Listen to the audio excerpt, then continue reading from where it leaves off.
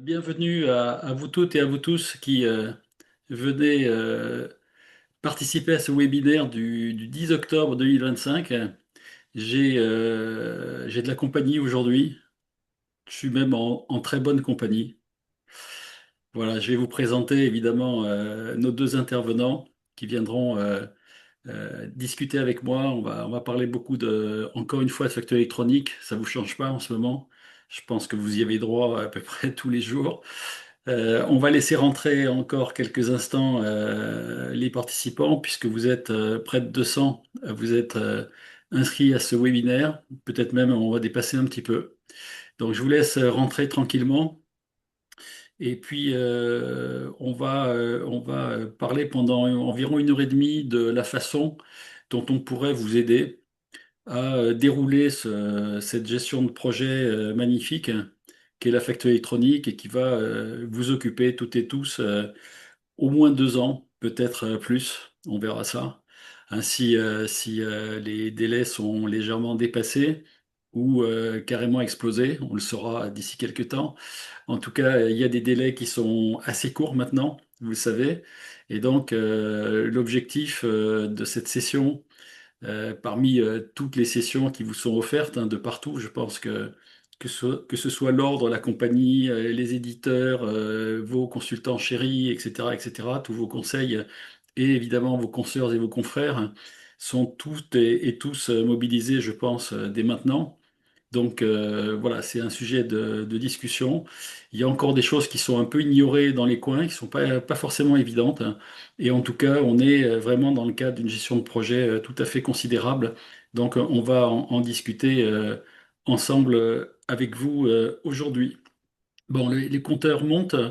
Ce que je vais faire, c'est qu'on ne va pas perdre trop de temps aujourd'hui, parce qu'on a beaucoup de choses à vous montrer et beaucoup de choses à se dire.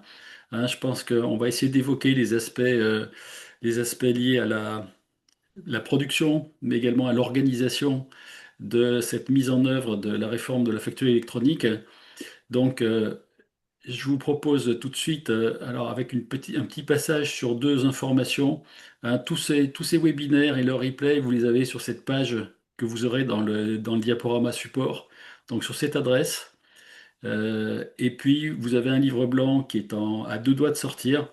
Je le repousse de semaine en semaine parce que j'ai des grands intervenants dont j'attends les témoignages et donc j'ai un peu de mal à rassembler tout le matériel, mais je pense que c'est relativement imminent.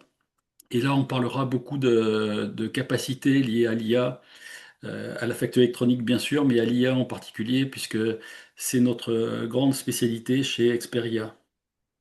Le programme de ce 10 octobre. Donc, je vais vous présenter nos intervenants. Bon, vous les connaissez déjà. On va parler de la réforme de la facture électronique. Donc, c'est vraiment le chantier du siècle, hein. C'est un très gros challenge, à mon avis, pour vous, cabinet expertise comptable et de commissariat aux comptes, parce qu'il y a des délais qui sont très, très courts, très serrés, parce qu'il y a des risques aussi, hein. On va les évoquer ou les réévoquer, parce qu'on en a déjà parlé, mais on va essayer d'aller rapidement là-dessus. Euh, les gains de productivité, vous verrez, on va également les évoquer. Ils sont aussi dans l'organisation, c'est-à-dire dans les fonctions, ce qu'on appelle les fonctions support, hein, et pas forcément uniquement que dans la production. Donc, c'est vrai que si on arrive à vous aider avec des gens comme Penny Lane ou d'autres éditeurs à vous mettre en marche dans des outils qui vont vous aider à déployer tout ça, mais également sur tout ce qui est organisation, gestion des emails, gestion des tâches, gestion des rendez-vous, organisation interne, onboarding divers et variés, etc. On peut aussi vous faire gagner beaucoup d'heures. Ça peut être aussi avec de la RPA, ça peut être avec d'autres dispositifs techniques à base d'IA. On a énormément de sources potentielles de gains de productivité et on va les évoquer au travers du kit qu'on va vous présenter de façon détaillée aujourd'hui avec l'aide de Davy. Voilà, on finira par vous donner quelques idées de plus en conclusion. On fera une séquence de questions-réponses parce que je pense que là, vous avez probablement encore beaucoup de questions à nous poser et donc vous pourrez le faire dans le chat qui est en bas hein, de l'écran. Vous avez un petit bouton, une petite bulle marquée chat, donc n'hésitez pas à poser vos questions et puis on vous répondra à la volée. Et voilà, on sera avec vous jusqu'à 14 heures aujourd'hui. Restez bien jusqu'à la fin, il y a un gros cadeau qui vous attend, hein, donc ne partez pas avant la fin. Et puis, simplement, et vite fait, le thème de la semaine prochaine, c'est vraiment une accélération assez monstrueuse hein, de la part des éditeurs de l'IA mondiale, donc notamment des LLM ou des IA génératives, comme on dit. C'est vraiment le feu en ce moment entre Gemini, OpenAI, Anthropics et encore plein d'autres. Ça n'arrête pas de sortir. C'est assez fabuleux, mais ça devient quasiment inhumain de rester au courant de ce qui se passe et d'arriver à se servir de tout ce qui sort parce qu'il va falloir un robot de veille en permanence pour vous dépioter toute l'actualité. On en parlera la semaine prochaine. Allez, je vais tout de suite vous présenter nos deux invités du jour. Arthur, alors est-ce qu'il faut le présenter? Parce que bon, il est tellement au centre du jeu que je pense que ça va être assez rapide la présentation, mais je vais quand même lui donner la parole 2 secondes. Davy, vous l'avez déjà vu, hein, il est un peu moins connu, en tout cas dans la profession comptable, mais il a quand même fréquenté des gens un peu sérieux qui s'appellent Accenture. Donc il sait quand même, je crois que c'est une boîte qui a 800 000 salariés par là. Donc voilà, une petite PME. Et donc, chacun a une spécialité, hein, on va en parler tous ensemble. Évidemment, Arthur est plutôt dans le monde de la production, hein, et l'IA au service de la production qui rentre progressivement dans ces outils. David travaille avec moi, hein, on est plus sur les aspects liés à l'organisation, et là, je pense qu'il y a une complémentarité fabuleuse entre les deux. Hein, donc, voilà, je vais vous laisser quand même la parole un instant. Après, je me tairai, ce sera un peu plus Davy tout à l'heure qui va prendre la parole. Et puis, toi, évidemment, Arthur, qui va pouvoir intervenir à tout moment en fil rouge hein, par rapport à tout ce qu'on va montrer, tout ce qu'on va dire. Il y aura sûrement beaucoup de questions également auxquelles il faudra répondre tout à l'heure. Donc voilà, on va la jouer un peu à l'improvisation et surtout entre nous avec vos talents respectifs. On ne devrait pas avoir de soucis pour que ce soit une session tout à fait passionnante. Arthur, je te laisse la main quelques secondes. Ça marche. Bah, écoute, merci Stéphane, merci David de me recevoir aujourd'hui sur votre webinar. Et du coup, bah, donc moi je suis un des 7 cofondateurs et dirigeants de Pennylen. Et du coup, ceux dont j'aimerais parler aujourd'hui et aussi peut-être avoir l'avis de la foule qui est avec nous, c'est bah, bien sûr les enjeux de la facture électronique. Nous, c'est quelque chose qui est clé dans l'accompagnement des cabinets. Peut-être en quelques chiffres. Donc aujourd'hui, on est la deuxième plateforme agréée la plus représentée dans le fameux annuaire qui a ouvert début juillet. Derrière la première étant Conto. Donc aujourd'hui, il y a à peu près, je pense, 50 000 entreprises, un peu plus, inscrites sous Pennylen. Du coup, enfin, je pense qu'il y a un énorme enjeu, je te rejoins, c'est le chantier du siècle, quoi. Et comment les cabinets peuvent s'y prendre pour bah, bien communiquer, bien informer tous leurs clients, bien suivre les statuts, donc ça, je pense, c'est le premier point. Et le deuxième, c'est vraiment en quoi l'IA générative va transformer effectivement les process dans les cabinets. Et peut-être en 2 mots, moi, je pense que ça va prendre un peu plus longtemps que ce qu'on pense, mais que ce sera plus profond aussi que ce qu'on pense, ce qui est un peu le propre de toutes les euh, grandes innovations technologiques, hein. Euh, mais j'ai moi une vision de plus en plus claire de là où on va, en tout cas nous, Pennylen, qui est que je pense que demain, chaque cabinet créera un peu ses agents spécialisés. Ce que je disais tout à l'heure, c'est de même qu'aujourd'hui, un cabinet il crée ses modèles de dossiers de travail, ses modèles de plaquettes, etc. Je pense que demain, le cabinet il créera ses agents qui sont des agents qui pourront en fait accéder à un certain nombre de données. Et puis, dans un premier temps, répondre à des questions, mais dans un deuxième temps, aussi prendre des actions. Donc, typiquement, l'API d'un outil comme PN, elle permet déjà de demander un justificatif, de changer des statuts, de marquer une diligence comme révisée, ce genre de choses. Demain, on peut très bien imaginer que l'agent spécialisé que le cabinet aura fait, aura construit, pourra faire ça. Et je pense qu'il y a un énorme enjeu à comment ces agents vont pouvoir aller se nourrir de tout un tas de données, pas seulement les données de l'outil de prod, mais aussi, je sais pas moi, on sait bien que quand on révise, typiquement, on veut vérifier que ça cadre entre ce qu'on a dans le social, SILAE et en compta. Donc il faut bien que l'agent il ait accès, typiquement dans ce cas-là, à la donnée de SILAE. Donc, on peut en parler plus en détail, mais tu as tout ce qui est MCP là qui arrive, qui normalement devrait permettre ça. Mais pareil, à chaque fois, on est un peu aux prémices. Mais voilà. Donc, ravi de parler peut-être de la vision qu'on a nous, de la confronter avec ce que vous voyez au quotidien, en échange avec des cabinets et puis avec l'audience qui est avec nous. Alors, juste un petit mot avant de donner la parole à Davy. C'est vrai que vous avez, vous, déjà préparé des choses au cœur de vos outils, notamment de production, sur la thématique de la facture électronique, alors sur l'IA aussi, évidemment, et sur la facture électronique en particulier, puisque c'est un peu le sujet du jour. Il est clair qu'aujourd'hui, un cabinet a rarement une seule gamme de production, hein. Le plus souvent, maintenant, il y en a souvent deux ou trois. Donc effectivement, à un moment donné aussi, ça sera un enjeu pour que les cabinets puissent savoir où ils en sont sur la totalité de tous leurs clients qui sont éventuellement répartis sur des multi-éditeurs. Donc voilà, c'est quelque chose sur lequel on peut apporter peut-être aussi un complément de solution par rapport à ce qu'ont fait déjà les éditeurs. Davy, je te donne la parole. Ouais, mais très rapidement, bonjour, bonjour à tous. Merci Arthur de te joindre à nous. Donc moi c'est Davy, j'ai passé, comme indiqué par Stéphane, 15 ans chez Accenture, qui est un des Big Four du consulting. Et j'ai passé la plupart de ces années-là en innovation pour créer des nouveaux produits, des nouveaux services pour Accenture, sur des thématiques plutôt digitales et numériques, sur le marketing, le commerce et commerce et contenu. Donc j'ai passé pas mal de temps à travailler avec la tech, notamment des chatbots. Si on revient en 2014, on n'avait pas les mêmes technologies qu'aujourd'hui, donc avec des arbres de décision qui étaient très compliqués à maintenir. Donc aujourd'hui, on a des technologies qui sont quand même beaucoup plus poussées. Donc aujourd'hui, j'interviens avec Stéphane, puisque j'ai quitté Accenture il y a un an pour me lancer dans l'aventure entrepreneuriale. Et j'accompagne Stéphane depuis 6 mois maintenant sur différents éléments et innovations qu'on peut activer auprès des experts comptables.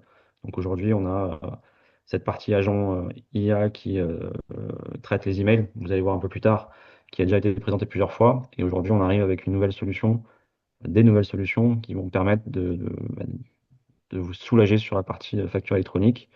Et je suis très content de pouvoir collaborer avec Arthur et Pennyline sur ces sujets-là, puisque c'est quand même un grand acteur et on a pas mal de possibilités en face de nous pour pouvoir optimiser les choses pour vous et pour vos clients.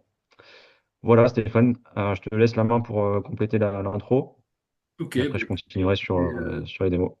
pour ce qui me concerne, moi, ça fait 30 ans que je suis dans la profession, donc ayant créé RCA il y a plus de 25 ans maintenant, et puis RCA Consulting pour accompagner les dirigeants de cabinet dans à peu près tout ce qui se fait dans un cabinet, que ce soit l'organisation, que ce soit la gestion interne, que ce soit même le marketing ou d'autres sujets. Mais enfin bon, avec une grosse casquette quand même très orientée gestion interne, indicateur de performance et organisation. Et puis Experia, il y a plus récemment, puisqu'on a créé la société il y a seulement un peu plus d'un an maintenant. Par contre, c'est vrai qu'on s'est jeté à corps perdu dans l'IA dès qu'elle est sortie, en tout cas l'IA publique, hein, générative avec ChatGPT 3.5 à l'époque. Et c'est vrai que c'est un truc extraordinaire qui permet pour moi de casser des plafonds de verre qui étaient sur la tête des cabinets, puisqu'aujourd'hui, même un tout petit cabinet avec très peu de moyens peut faire des trucs absolument exceptionnels. Alors, il faut mettre un tout petit peu les doigts dans les outils, mais sachant qu'avec un prompt, on arrive quasiment à faire du code aujourd'hui, on peut vraiment faire des choses assez remarquables. Donc ça m'a vraiment percuté quand j'ai vu ça. Et j'ai décidé de jouer un petit peu les prolongations avec une vingtaine d'autres personnes, experts comptables, consultants, développeurs, pour créer des outils, hein, justement au bénéfice de la profession. Donc voilà, on va vous parler de ça et d'un outil qui s'appelle le kit Smart Facture IA, hein, qu'on va vous montrer un petit peu avec Davy tout à l'heure. Alors je voulais juste reparler de ça. Bon, les délais, je pense que vous les avez en tête aujourd'hui, hein. C'est un défi, c'est un vrai défi, parce que quand on regarde un peu les chiffres, si on imagine qu'il y a 10 heures à passer en moyenne par dossier, c'est une estimation qui est à peu près cohérente par rapport à toutes mes discussions avec des consultants, avec des éditeurs, avec plein de gens. C'est une moyenne, hein, comme toute moyenne, elle ne veut rien dire, mais elle permet de se donner une idée de l'ampleur quand même du travail. Et puis, il y a sûrement aux alentours d'1 million d'entreprises qui n'ont même pas une facturation. Donc, vous imaginez le défi pour faire rentrer tous ces gens-là en si peu de temps, et donc en moins de 2 ans maintenant, dans le système. Et après, évidemment, mettre en place les PA nécessaires et faire tout l'accompagnement qui est autour. Non, c'est un challenge quand même. Je vais passer rapidement là-dessus parce que tout ça, je l'ai montré la dernière fois. Vous le lirez tranquillement, vous aurez les supports hein, de tout ce que je vais montrer aujourd'hui. Et évidemment, comme la réunion, le webinaire est enregistré, hein, vous aurez le replay également sans aucun problème. Donc là, je vais passer rapidement, mais quand on voit toutes les étapes qu'il faut traverser quasiment pour aider un client à mettre en place les choses, alors après, on peut toujours se dire, ben, je choisis une PA dans le cabinet et puis je mets tous mes clients dessus et j'ai réglé le problème. Bon, ça serait juste un tout petit peu réducteur quand même. Je pense qu'il faut faire un peu plus que ça, d'autant qu'on va réévoquer, mais très très rapidement, les risques aussi d'un mauvais accompagnement.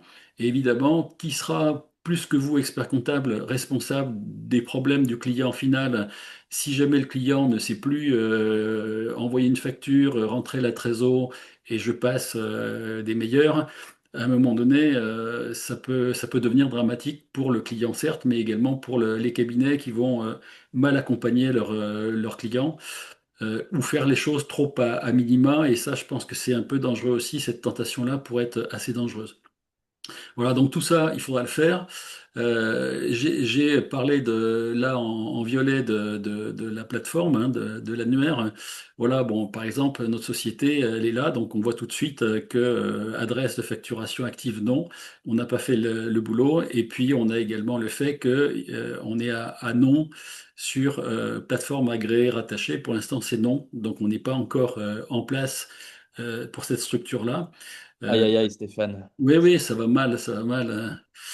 Faut que je cherche un éditeur, je ne sais pas encore lequel, j'en cherche un sérieux. Je ne sais pas si tu en connais, hein, on verra ça peut-être un peu plus tard. Toujours est-il que avec cette plateforme, au moins au niveau public, on a au moins ces informations sur la société, si elle est déjà inscrite, enfin inscrite en tout cas présente dans l'annuaire, d'accord? Si elle est inscrite au niveau d'une PA et si donc l'adresse de facturation qui va recevoir ça est connue aussi. On n'a pas l'information, en tout cas au niveau public, du fait que ça soit telle ou telle PA qui a été retenue. Donc, les PA elles-mêmes, donc par exemple Penny Lane, le savent parce qu'ils ont droit à l'information. Par contre, pour le Kidam comme nous, non. Et vous non plus, expert comptable, a priori, sauf à avoir des relations extrêmement bonnes, mais je pense pas qu'ils puissent le faire. Je Ah, peux, si tu veux, Stéphane, partager, parce que j'ai les chiffres de ce matin, oui, pour donner un peu des idées à tout le monde ici. d'accord, Donc, on a actuellement 224 765 entreprises qui sont inscrites dans l'annuaire. d'accord, Donc, ça fait, enfin, moi, j'estime que ça fait peut-être un bon 5%, quoi. d'accord. Oui, c'est intéressant. pense, en fait, aujourd'hui, personne ne sait vraiment combien il y a d'entreprises en France entre les micros et tout. C'est Oui, la première fois qu'on saura vraiment, hors les non assujettis à TVA. Mais ouais, à peu près 5% mhm. qui sont dedans. Sur les chiffres, du coup, hein, euh, actuellement, la première plateforme agréée en volume, c'est Conto, avec un peu plus de 100 000 entreprises inscrites dans l'annuaire. Deuxième, c'est Pennylen, 60 000. Troisième, c'est Generix, 20 000. Quatrième, c'est Kinexo, c'est Air France-Bretagne, 15 000. Cinquième, Time, 12 000. Sixième, Sage, 6 000. Septième, Digipharma. Huitième, Indie, 2600. Neuvième, Cegid, 1100. Dixième, CGDIM. Voilà. Tu pourras nous envoyer Ouais, je l'enverrai pour que tu puisses peut-être le Ouais, partager dans le. ça, je le rajouterai dans le diaporama si tu veux bien, hein. Voilà. Alors c'est vrai que quand on fait ça, bah, évidemment, encore une fois, en allant sur cette plateforme, en tapant un siret ou un sirène, on sait grosso modo donc si l'entité est bien donc assujettie. On sait donc si elle est inscrite sur une plateforme. On ne sait pas quelle plateforme, mais en tout cas, voilà, et on a le minimum d'informations là-dessus. On en reparlera dans un instant au chapitre du kit qu'on va vous montrer dans un instant. Donc, il y a quand même beaucoup d'informations et beaucoup d'actions qu'il va falloir effectuer. hein, et ça je le rappelle. Mine de rien, un collab qui aurait 30 dossiers et 10 heures à passer par dossier, à supposer que ce soit ça, ça fait quand même 300 heures. 300 heures, ça fait 2 mois de travail. 2 mois de travail sur deux périodes, allez, de 6 mois grand maximum. Ça fait quand même un mois par année, on va dire, hein, en 2026 et en 2027. Bon, je vous conseille évidemment de commencer le plus tôt possible, là, en 2025. Mais mine de rien, c'est du boulot, c'est du temps, et ça s'ajoute au temps normal, des périodes fiscales, etc. Donc, il faut se dire qu'il y a quand même un peu de travail. C'est pas juste une inscription électronique sur un site web ou dans un logiciel, mais autour, il y a quand même de l'information à donner, de la sensibilisation, de l'information, de la formation, de l'accompagnement s'il y a un peu de variété dans les activités d'une société, s'il faut l'équiper d'un outil de facturation parce qu'il l'a pas, ou il en a un vieux qui sort plus du format Facturix ou d'autres formats autorisés. Bref, il y a quand même pas mal de petites choses à évoquer pour chaque client, donc faut pas du tout minimiser l'opération parce que c'est vraiment une grosse opération. Voilà. Alors, je vais passer rapidement sur ces Je slides. rajouterais peut-être juste, Stéphane, Ouais. je pense que la bonne nouvelle, c'est qu'on commence avec le plus simple, les achats. 1er septembre 26, tout le monde, c'est les achats. Et on enchaîne sur le plus compliqué, qui est les ventes, quoi. Alors le plus simple, oui, oui, je comprends ce que tu veux dire. D'après les consultants avec lesquels je travaille, la plateforme de validation des factures d'achat, on m'a dit que c'était quand même une jolie usine à gaz. Je ne suis pas rentré dedans, je ne l'ai pas vu vraiment, mais pour Je quelqu'un qui dirais est... le plus simple dans le sens où, a priori, 95% de tes clients, pour le coup, sur les achats, d'après moi, tu es légitime en tant que cabinet à dire à quasiment tous tes clients, utilise la solution que moi, j'ai entre guillemets choisie pour toi. De même qu'aujourd'hui, tu leur disais, s'il te plaît, mettez tous vos documents dans ma box de je sais pas quel éditeur, quoi. Hum, hum, Je pense que l'enjeu sur les achats, ça va être de former tes clients hum, à utiliser ce nouvel outil que tu leur mets entre les mains. Il y a un vrai enjeu, ouais. Formation et paramétrage, tu disais, parce que tes clients, ils vont quand même. Enfin, moi, c'est une de mes lubies, mais je, je- je pense qu'il va y avoir énormément de fraude. Et si tu veux éviter la fraude, tu as intérêt à paramétrer en amont tout ce qui est fiche fournisseur pour avoir des IBAN propres au moment où la facture électronique elle commence. Comme ça, tu pourras avoir des bonnes alertes qui te disent attention, cette facture, c'est un fournisseur inconnu. Pardon, pas IBAN, mais surtout les sirènes.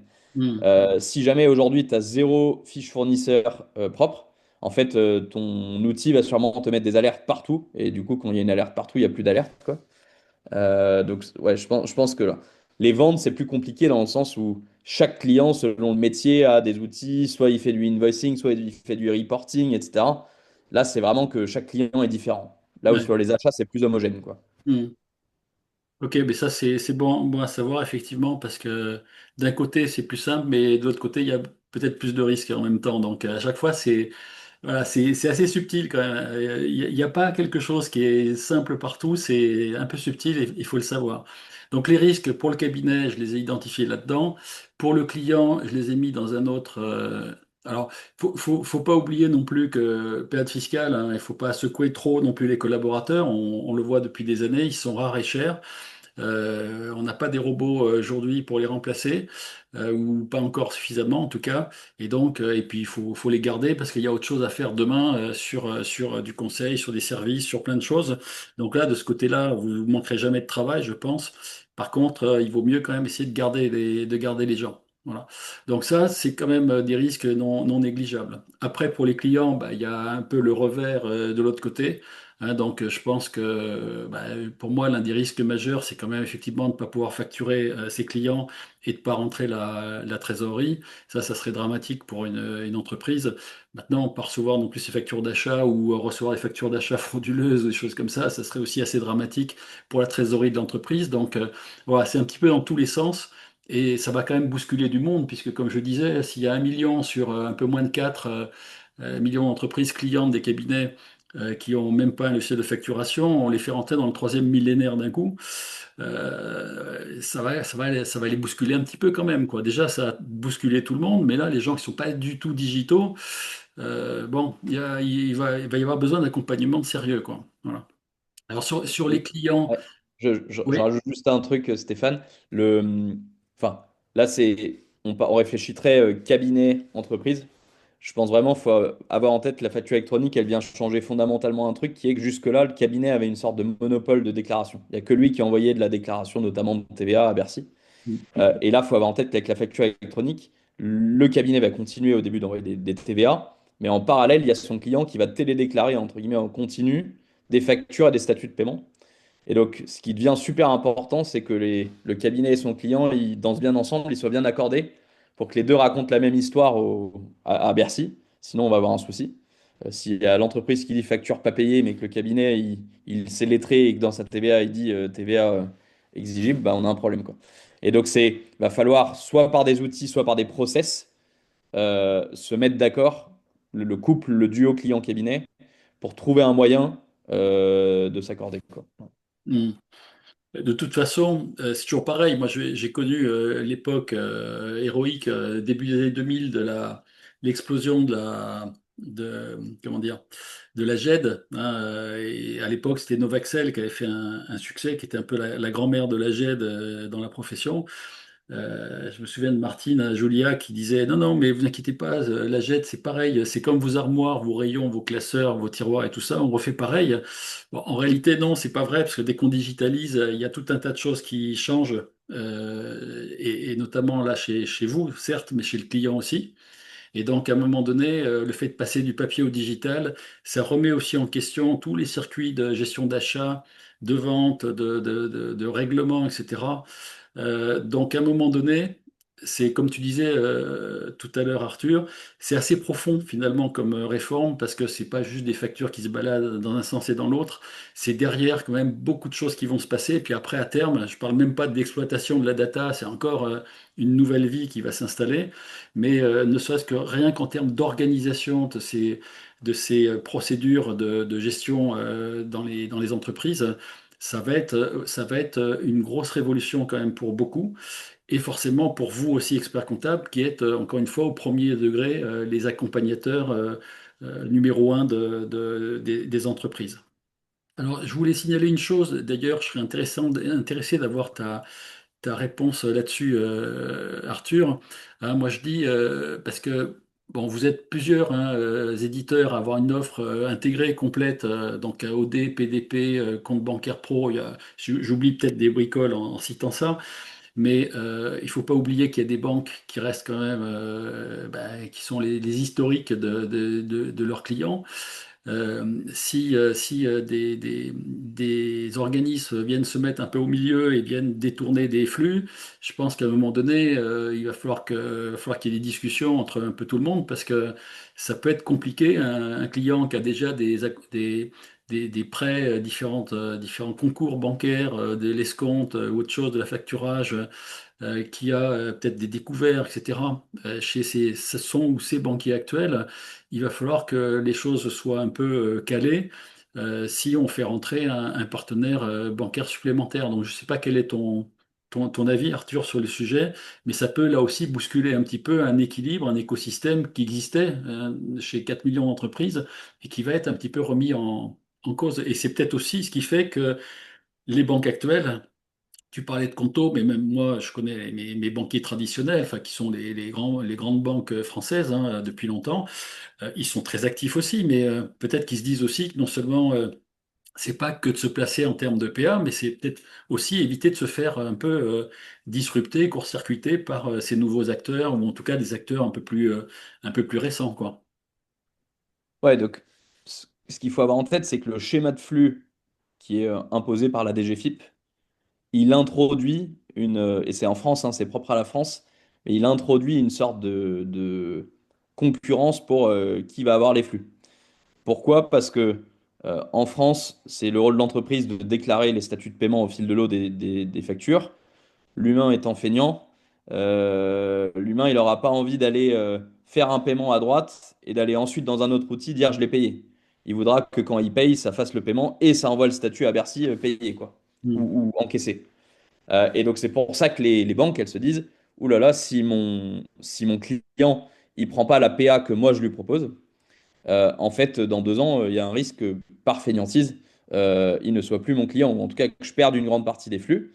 Donc, les banques sont pas là pour aller, entre guillemets, embêter les experts comptables, c'est vraiment en défensif pour protéger leurs flux. Et de même, les experts comptables, enfin, j'en connais pas beaucoup qui me disent j'ai envie d'aller embêter les banques, voilà. C'est plus aussi en défensif parce qu'en tant qu'expert comptable, si chacun de tes clients va prendre une PA tierce, tu risques tout simplement de galérer à récupérer les factures. Hmm. Et au-delà de récupérer les factures, aujourd'hui, les API des PA tierces, alors déjà, la plupart des banques aujourd'hui n'exposent pas d'API pour leur PA. Et même le jour où elles exposeront une API, ça fera quand même que, en tant que cabinet, ce que tu feras dans ta prod, quand tu lettreras, délettreras, je ne sais quoi, ça ne viendra pas mettre à jour le statut de paiement de la facture dans la PA, parce que ça, c'est très très compliqué à faire.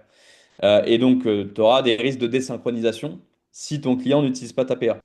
Ce qui est assez différent, par exemple, du modèle italien où tu as une source centralisée et où, en gros, n'importe qui peut accéder à l'information au niveau de l'État, quoi. Ce qui était prévu à la base avec le PPF, mais qui a été abandonné. Et donc, oui, je pense que enfin, je pense que faut avoir une boule de cristal hein, pour savoir à quoi ça va ressembler le paysage dans 4-5 ans.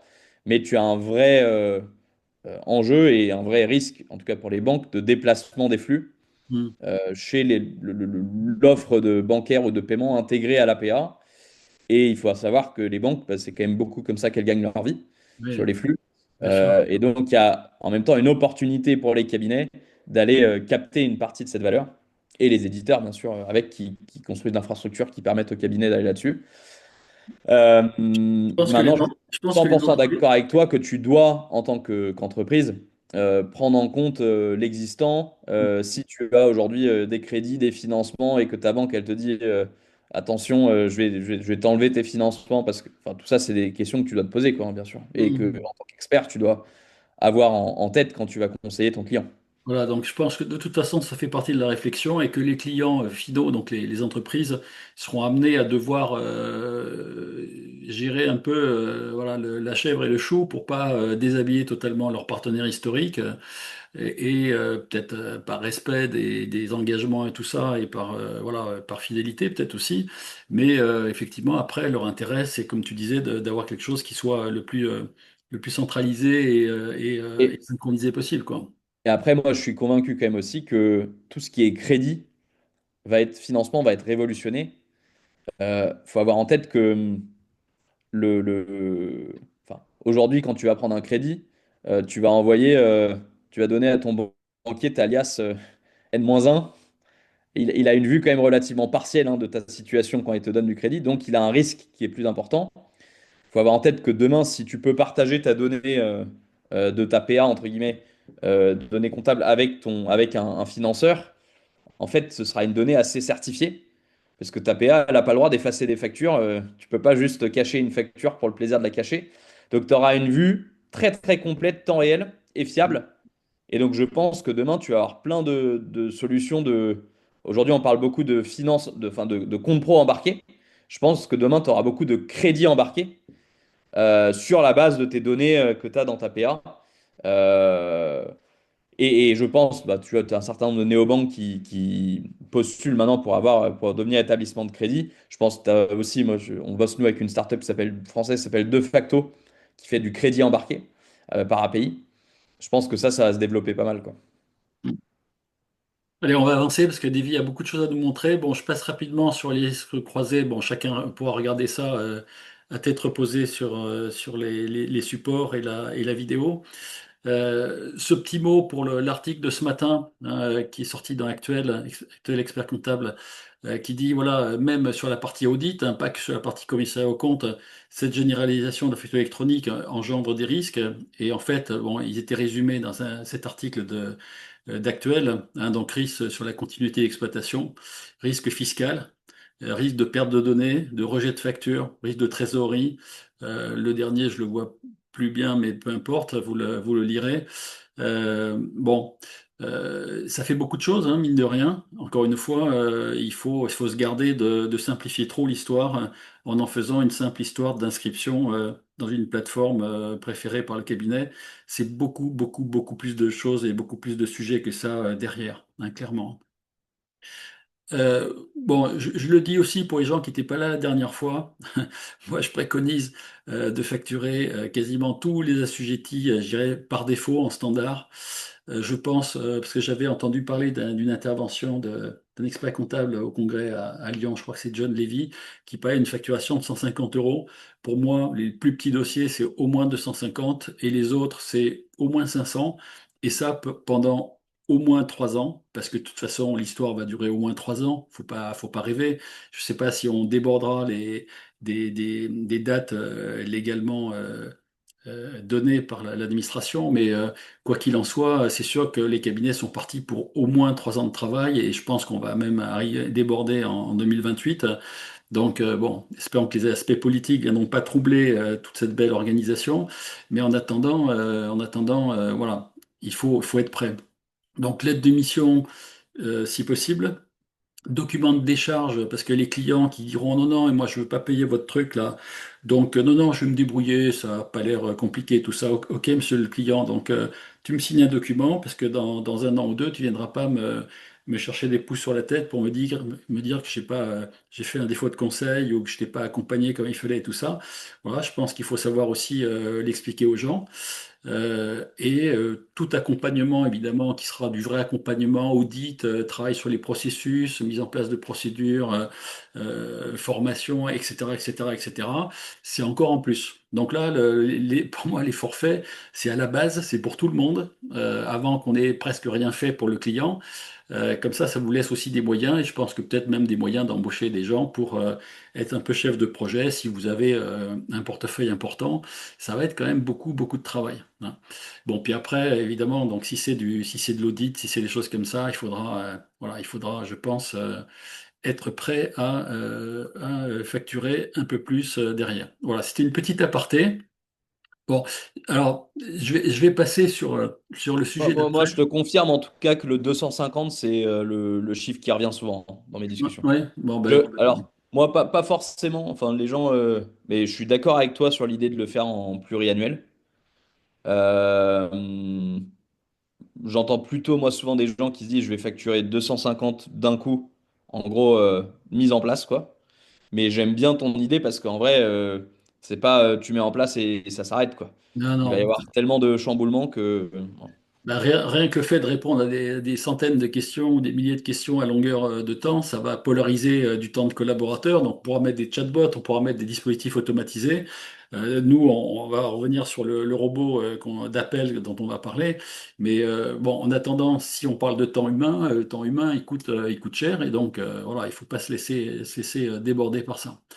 Alors, je passe sur l'aspect maintenant gain de productivité, organisation et période fiscale. Il y a quelques semaines, j'avais fait une intervention à Montpellier au cabinet du futur, invité par le conseil régional Occitanie, et j'avais fait une présentation de nos idées sur justement des aspects liés, alors pas qu'à l'organisation, puisqu'on a aussi parlé de RPA, hein, donc de Robotic Process Automation, donc quelque chose qui permet de faire fonctionner un logiciel via un robot qui va le faire tourner.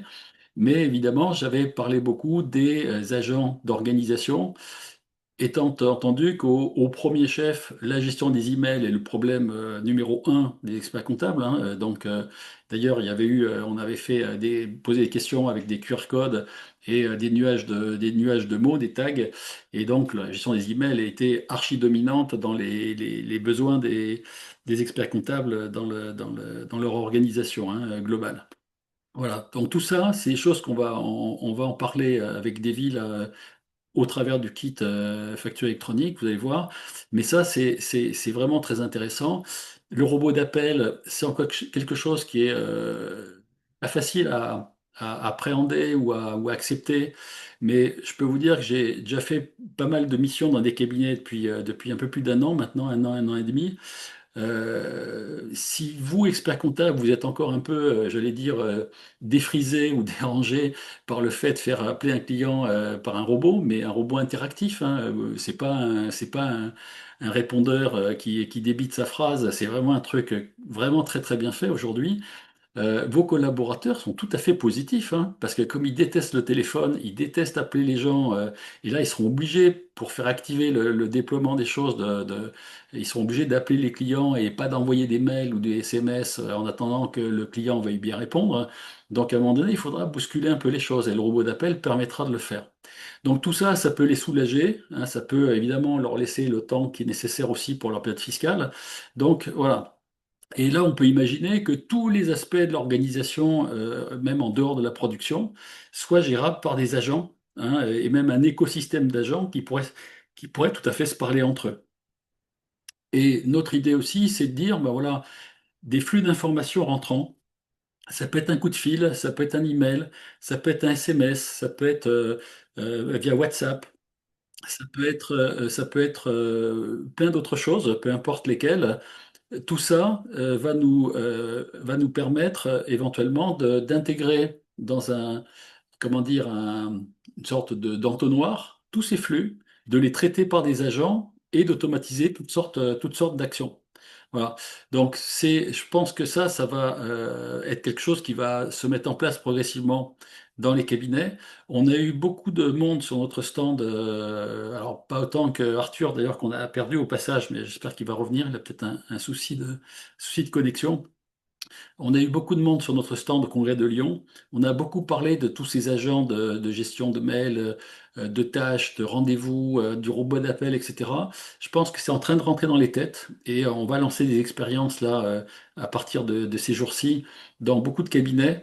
Et je pense que d'ici un an ou deux, ça deviendra quelque chose de normal, hein. Je pense que tout le monde aura peu ou prou des agents qui vont fonctionner pour booster un petit peu toute l'organisation du cabinet. Alors, je surveille ici, notre ami Arthur est Il va revenir visible. pour l'instant. Tu as son portable, Divi, ou je Non. vais...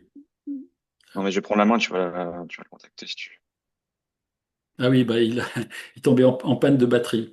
Bon, Ah, donc il se reconnecte. Ah ouais, non, non, mais la techno, hein, c'est compliqué, hein, pour nous tous, hein, même quand on est sur des produits de pointe, on oublie des fois les choses élémentaires. Voilà, donc l'idée, c'est que voilà, ces agents, et on va vous en parler au travers du kit maintenant. Et là, je vais laisser. Alors voilà, c'est Arthur.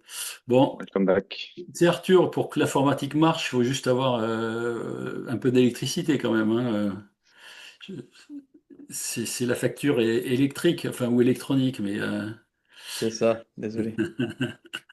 bon, voilà, bon, j'ai juste introduit, hein, pendant que tu étais parti 2 secondes, sur le sujet que Davy va nous traiter maintenant. Donc, je vais lui laisser la main. C'est lui qui va partager son écran et qui va nous montrer. Je sais pas si tu as ta petite slide. J'en ai pas fait une pour toi, mais c'est pas grave. Sinon, on va te suivre et je la rajouterai éventuellement dans le diaporama après la session, hein, l'ordre des choses que tu vas nous montrer. Je te laisse la main, je Ouais. te laisse la faire. Yes. Bah, écoute, merci pour l'introduction. Je vais essayer de faire court. Pas mal de choses à montrer, donc n'hésite pas à intervenir si je suis un peu long. Donc le but de ce qu'on va vous montrer, c'est un kit qui a pour but de vous aider sur la facture électronique. On a fait le choix de partir sur des solutions no-code, un pour aller plus vite et deux aussi pour vous équiper pour pouvoir après cette partie-là continuer à utiliser ces outils-là. On a fait une sélection drastique des meilleurs outils du marché pour pouvoir vous accompagner. Donc aujourd'hui, je vais vous présenter cette base-là qui est sur Notion, qui est un outil enfin, même pas, qui permet de créer des systèmes. Donc aujourd'hui, on peut créer n'importe quel système avec Notion et on a mis toute notre intelligence, notre connaissance dans ce système-là qui va permettre de faire gérer vos clients et faire le suivi de ce projet qui est quand même assez énorme. Donc, ce qu'on va faire, ça va être en trois temps. Le premier temps, ça va être tout ce qui va être import des dossiers. Donc, vous avez, ce que disait Stéphane, potentiellement des dossiers dans multi-éditeur. Donc, on va pouvoir exporter ces informations-là, donc soit en CSV, soit par API. Je vous montrerai quelques exemples. Après, on va passer dans une phase d'enrichissement. Donc, on va avoir un enrichissement automatique. Vous allez voir quelques exemples, notamment avec l'annuaire. Ensuite, on va réussir à pouvoir enrichir du coup avec vos propres données et vos propres collaborateurs. Et le dernier stade, c'est de pouvoir enrichir la donnée avec vos clients directement. Et on aura plusieurs façons de le faire. Et enfin, le dernier point, ça va être le suivi de progression des dossiers. Donc, on va voir dans quelle mesure on va pouvoir suivre l'avancement des dossiers par collaborateur sur tout ce chantier-là. Juste un petit mot pour te compléter, Oui. David, sur ton introduction, Mhm. sur le choix des outils. Ce choix d'outils no-code, alors pour les gens qui connaissent, la base, c'est un outil qui s'appelle Notion, donc qui est très connu mondialement hein, aujourd'hui. Il a un gros avantage aussi, c'est que nous, on va vous donner une matrice complète, complètement, je dirais, structurée, avec des champs, avec des listes déroulantes ou des assistants sur les champs. Vous allez voir tout ce que va vous montrer Davy, mais c'est personnalisable par vos soins. Si demain vous voulez très facilement ajouter une colonne, faire une formule, faire d'autres choses par-dessus, vous aurez totalement la main. Donc c'est pas un outil fini, hein. C'est un outil très souple, très malléable que vous pourrez mettre à votre main.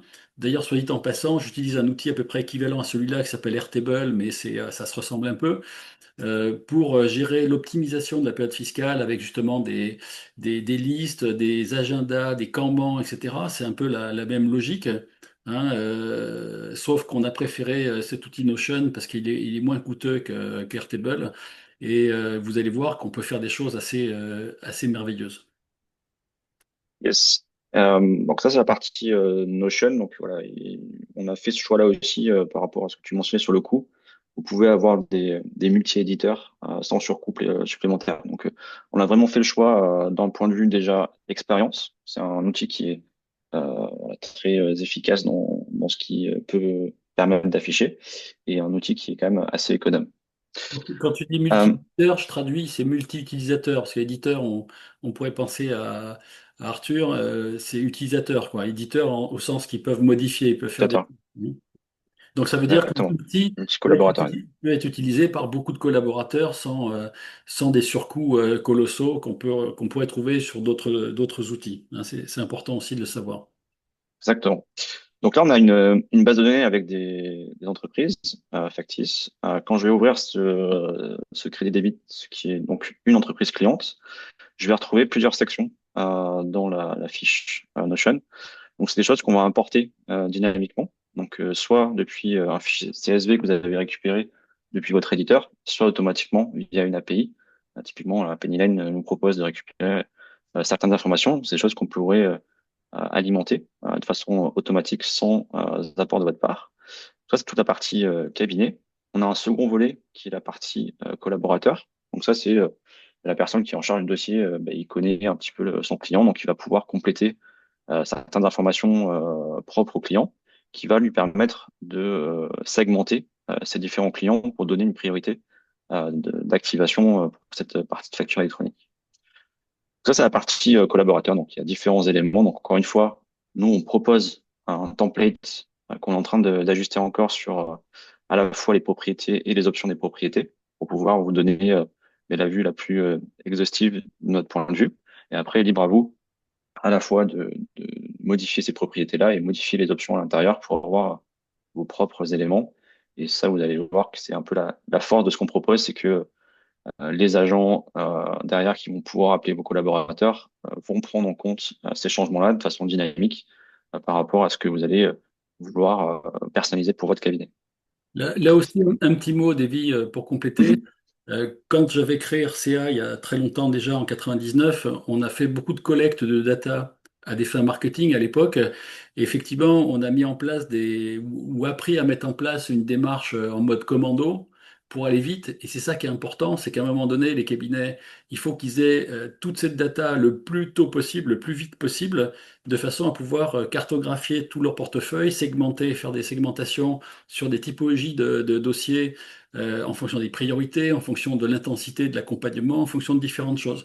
Et cette expérience qu'on avait prise et que j'ai continué à faire évoluer avec la gestion interne, l'organisation et tout ça, ça nous permet de définir qu'effectivement, il y a des datas, on les trouvera sans aucun problème dans la base de données actuelle de la plupart des cabinets, parce que ça, je le sais depuis très longtemps. Il y a des datas qui ne sont pas forcément informatisées, mais qui sont dans la tête des collaborateurs. C'est souvent celle que tu viens d'afficher, là, Davy. et il y a les Mhm. data que le collaborateur pourrait peut-être savoir, connaître, mais pas forcément. Et là, c'est là où on a déployé quelque chose d'assez astucieux aussi pour les clients, enfin, on va dire un double dispositif que tu vas nous présenter. Tout à fait. Donc ça, c'était la section suivante, c'était la partie à compléter par le client. Donc potentiellement, le collaborateur peut mettre déjà ses inputs, enfin sa pensée dans ce que le client peut utiliser, mais le client peut compléter, et ça, on verra de plusieurs façons. Voilà, ça, c'est la partie, on va dire, base de données Notion. Donc si je reviens sur le statut tableau, on voit des statuts qui sont écrits et segmentation aussi. Donc là, on a mis en place avec Stéphane 10 étapes qui sont pour nous nécessaires pour pouvoir suivre de façon précise la validation d'un dossier sur la partie facture électronique. Vous voyez les 10 étapes et chaque dossier client, du coup, est rattaché à une étape qui pourra être visualisée dans différentes façons. C'est les 10 étapes qu'on voulait mettre en avant pour pouvoir vous aider à suivre ces dossiers-là. Et le dernier point, c'est ça. Oui, Ça vas-y, aussi, vas-y. un petit mot. Ces 10 étapes, effectivement, ça peut sembler beaucoup, hein. Arthur, tout à l'heure, nous a montré qu'il gérait également dans son outil l'aspect mandat, enfin, la connaissance du mandat, de la PA, etc. Donc, il y a plusieurs informations qui sont gérées directement dans Penny Lane, donc ça, c'est très bien. Nous, on essaye d'aller plus loin parce qu'on essaye de gérer les aspects liés à la signature des différents documents. On essaye de gérer, mais pas seulement, on essaye de gérer l'aspect du déploiement, l'aspect de la formation, l'aspect tout un tas de choses. Et donc, ça veut dire que même en essayant d'être les plus synthétiques possible, à un moment donné, les experts comptables sur l'ensemble de leur portefeuille, et ça peut être plusieurs centaines ou plusieurs milliers de clients, et même au-delà, avoir ces 10 informations-là en tête, ni les collabs ni eux ne pourront les avoir. Et le fait de pouvoir les poser visuellement dans un Kanban, alors là on voit une liste déroulante, mais un Kanban c'est des colonnes, hein, c'est en mode Trello, hein, où on a la première étape, la deuxième, la troisième, et donc les cartes, voilà, vont se balader, les cartes de chaque client vont se balader dans chaque étape. C'est ça qui est important. Et donc ça permet d'avoir une vision très, justement, c'est en mode visuel, parce qu'on est tous, à 80% d'entre nous, on est des visuels. Moi, je me sers de ce système-là depuis 7 ou 8 ans dans les cabinets sur les aspects de gestion de la période fiscale pour faire gagner à peu près 30% de temps aux collaborateurs. Et eux, c'est l'un des endroits qu'ils préfèrent dans l'outil que j'avais créé à l'époque. C'est avoir cette visualisation globale de l'avancement de tout leur dossier sur la période fiscale, de façon à voir où ils en sont, si le truc passe de la gauche ou c'est pas fait à la droite ou c'est terminé. Et ça, pour eux, c'est très rassurant, c'est très intéressant et on risque pas de se rater sur une étape importante parce qu'on a cru qu'on l'avait fait ou on y a pensé, puis on devait le faire et puis on l'a pas fait, on est dérangé par le téléphone et du coup il y a un truc qui a pas été fait, qui a sauté. Et à un moment donné, ben, dans le chaînon, il y a un maillon qui est faible et qui pose problème, quoi. Donc cette notion de Kanban qui est très visuelle, qui est très intuitive pour les gens, c'est vraiment quelque chose de très important et vraiment un outil sympa pour les collaborateurs. Carrément. Donc le champ suivant, c'est la partie segmentation, donc qui nous permet de savoir à partir d'autres champs si les priorités à exécuter. Donc si c'est la partie 2026, 2027, 2028. Donc ça, c'est aussi des formules qu'on a de notre côté pour, en se basant sur des informations qui sont récupérées par le collaborateur ou données par le client, nous permettre de filtrer et de prioriser certains dossiers. Il y Je vais aller aura, sur la... il y aura à Oui, peu près, il y aura à peu près 6 segments. Donc, il y a de fait, il y a les données assujetties, hein, voilà, parce que pour un certain nombre de critères, ils rentreront pas dans le champ de la facture électronique, pas du tout.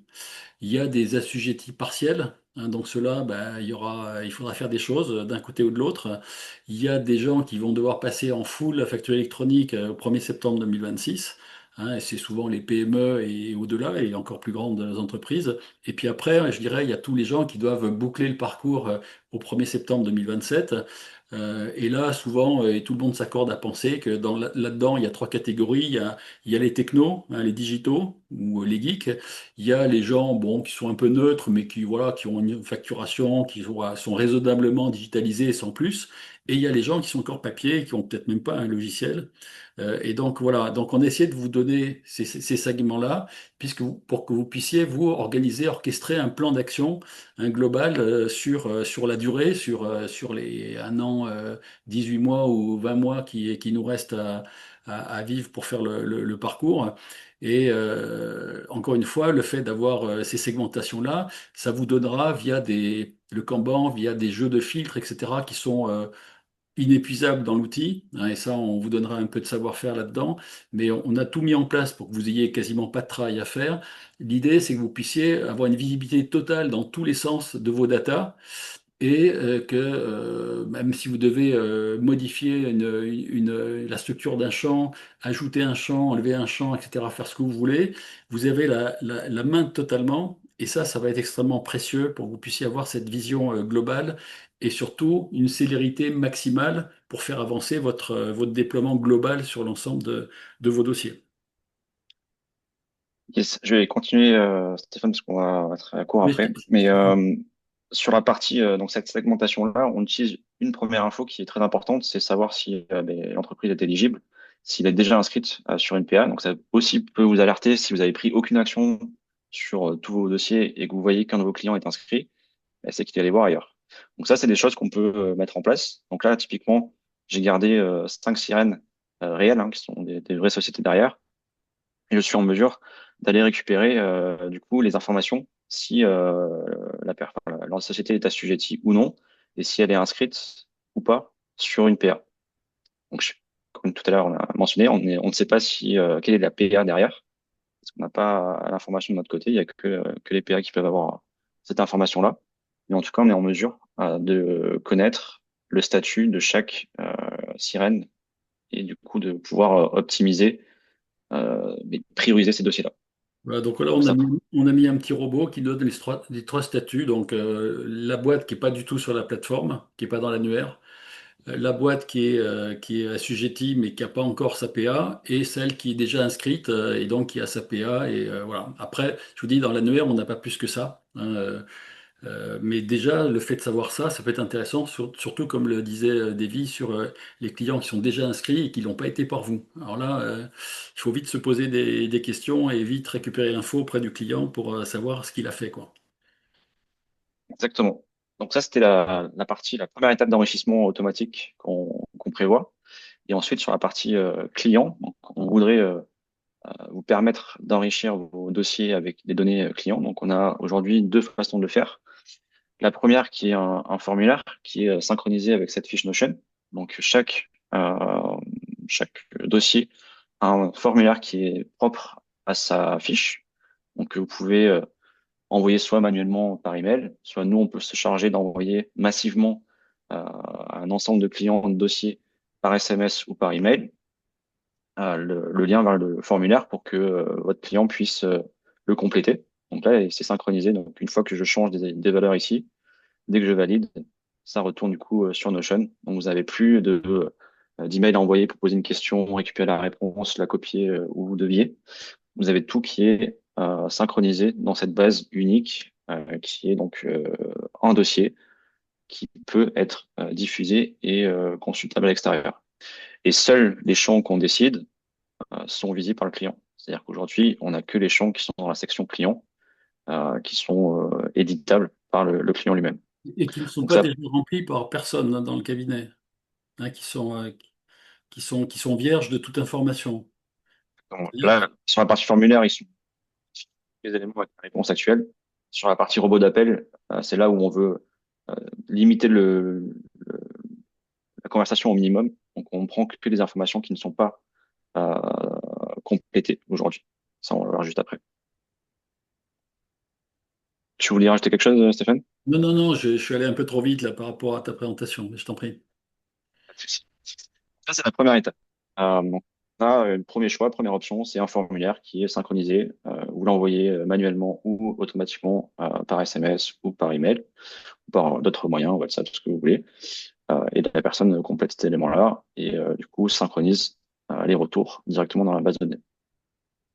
La seconde étape, celle qui est un peu plus on va dire intéressante aujourd'hui, c'est qu'on va pouvoir, pour un client spécifique, je vais ouvrir sa section client. Donc là, il me manque deux valeurs. Je vais pouvoir demander à un robot d'appeler mon client et de demander uniquement les champs qui sont vides. Donc le client va échanger de façon très naturelle avec un robot d'appel. Et à la fin de la conversation, après quelques secondes d'analyse, une IA va pouvoir comprendre ce qui a été dit pendant la conversation et choisir et compléter les champs qui n'étaient pas disponibles. Donc je vais tenter de le faire avec, j'espère que vous allez bien entendre avec le téléphone. Donc là, je vais prendre Exatech qui n'a pas d'informations sur sa caisse et sur les modes de paiement acceptés. Cette personne s'appelle Nicolas et le robot qui va l'appeler s'appelle Noah. Donc, je vais essayer de vous faire entendre tout ça. De toute façon, après l'appel, on vous partagera certains enregistrements que nous avons fait. Donc là, je vais lancer l'appel.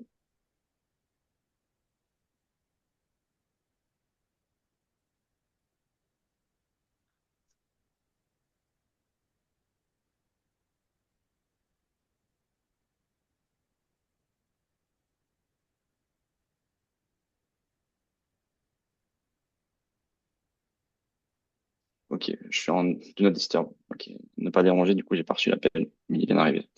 Je relance. On va l'entendre, ton appel? Là, je vais faire. D'accord.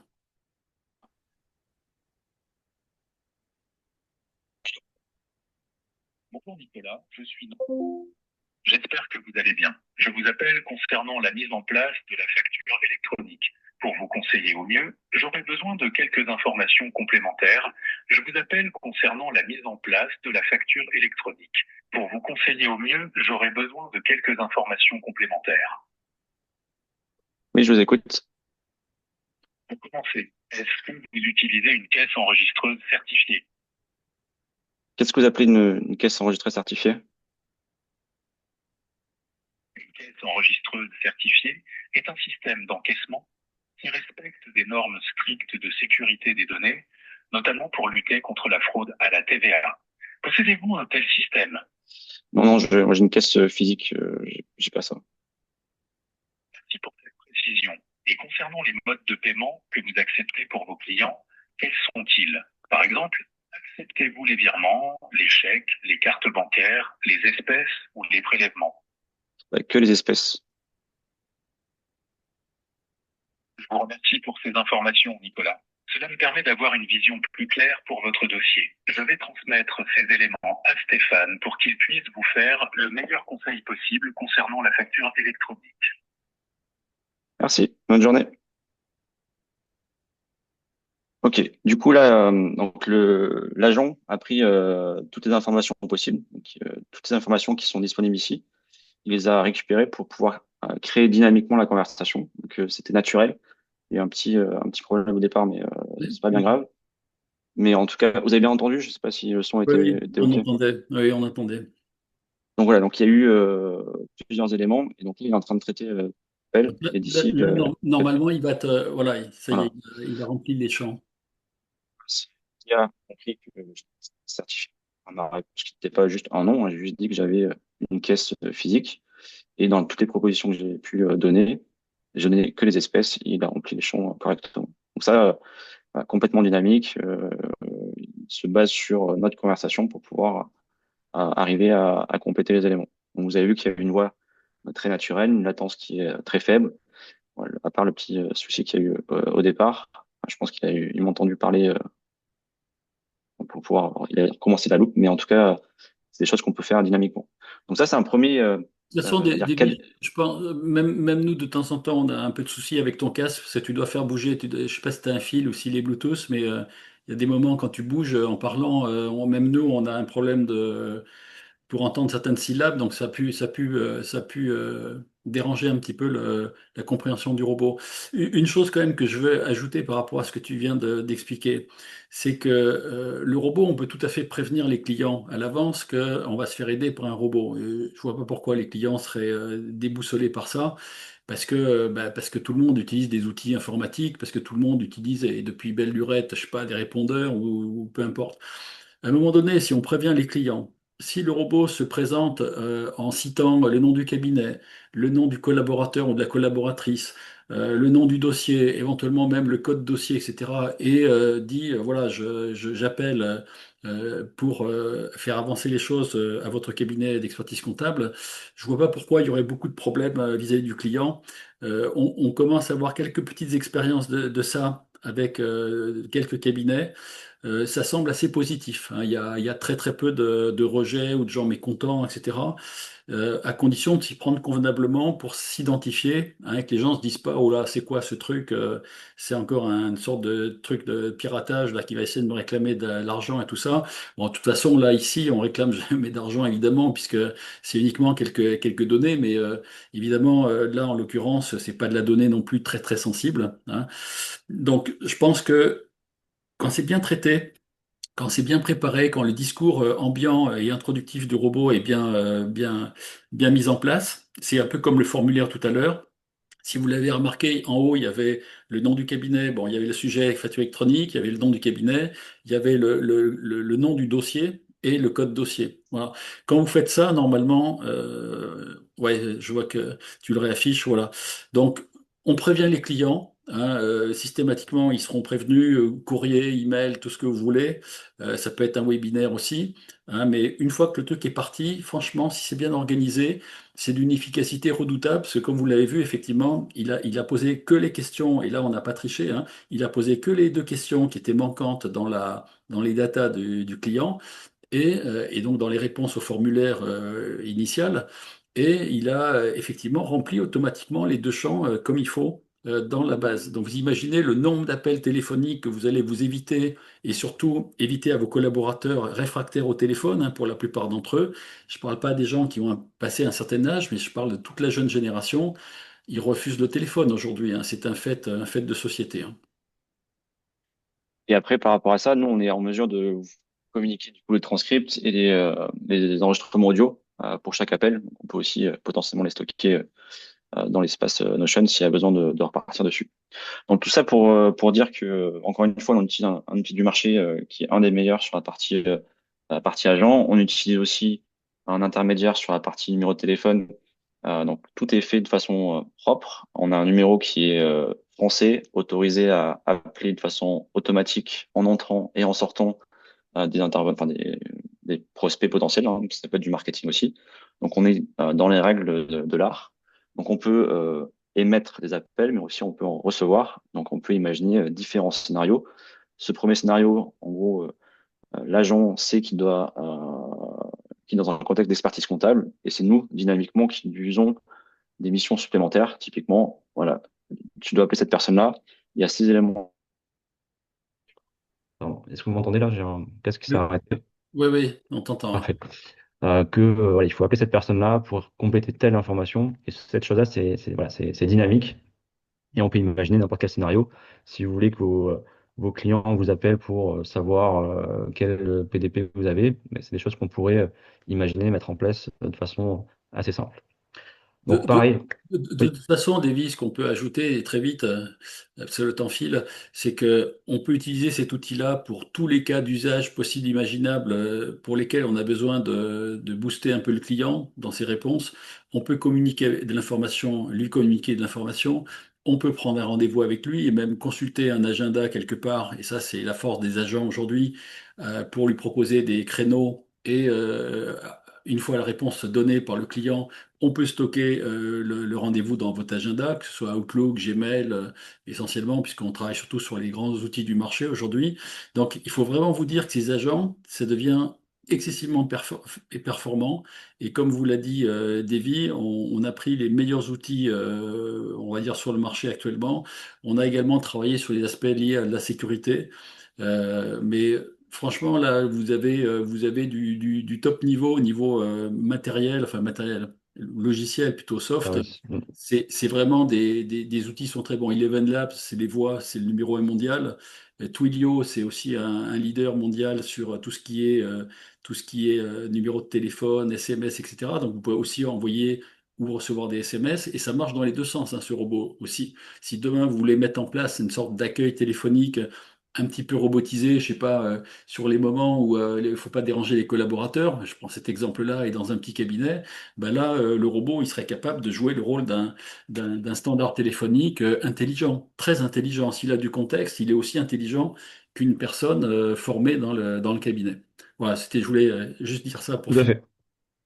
Et juste pour compléter cette partie-là, parce que pour passer à la suite, comme pour la partie formulaire, on est en mesure de lancer les appels manuellement, mais aussi on peut faire des batchs. Donc on peut dire vraiment toutes les personnes qui ont tel segment ou tel tag, de pouvoir les appeler à un instant T. Donc, on peut imaginer faire des batchs tous les jours et mettre des gens dans ces batchs-là et que le robot puisse les appeler de façon automatique sans devoir aller manuellement cliquer sur un bouton. Ça pourrait être Voilà. une relance tous les mois ou tous les trimestres pour la TVA. Ça pourrait être une relance pour des pièces En fait, de la période fiscale. Ça pourrait être plein de choses. Encore une fois, n'importe tout ce quoi. que vous pouvez imaginer comme appel et comme situation pour accélérer une situation. Hein, c'est vraiment l'objectif et je dirais même l'obsession de ce kit. C'est vraiment de vous faire gagner un temps considérable.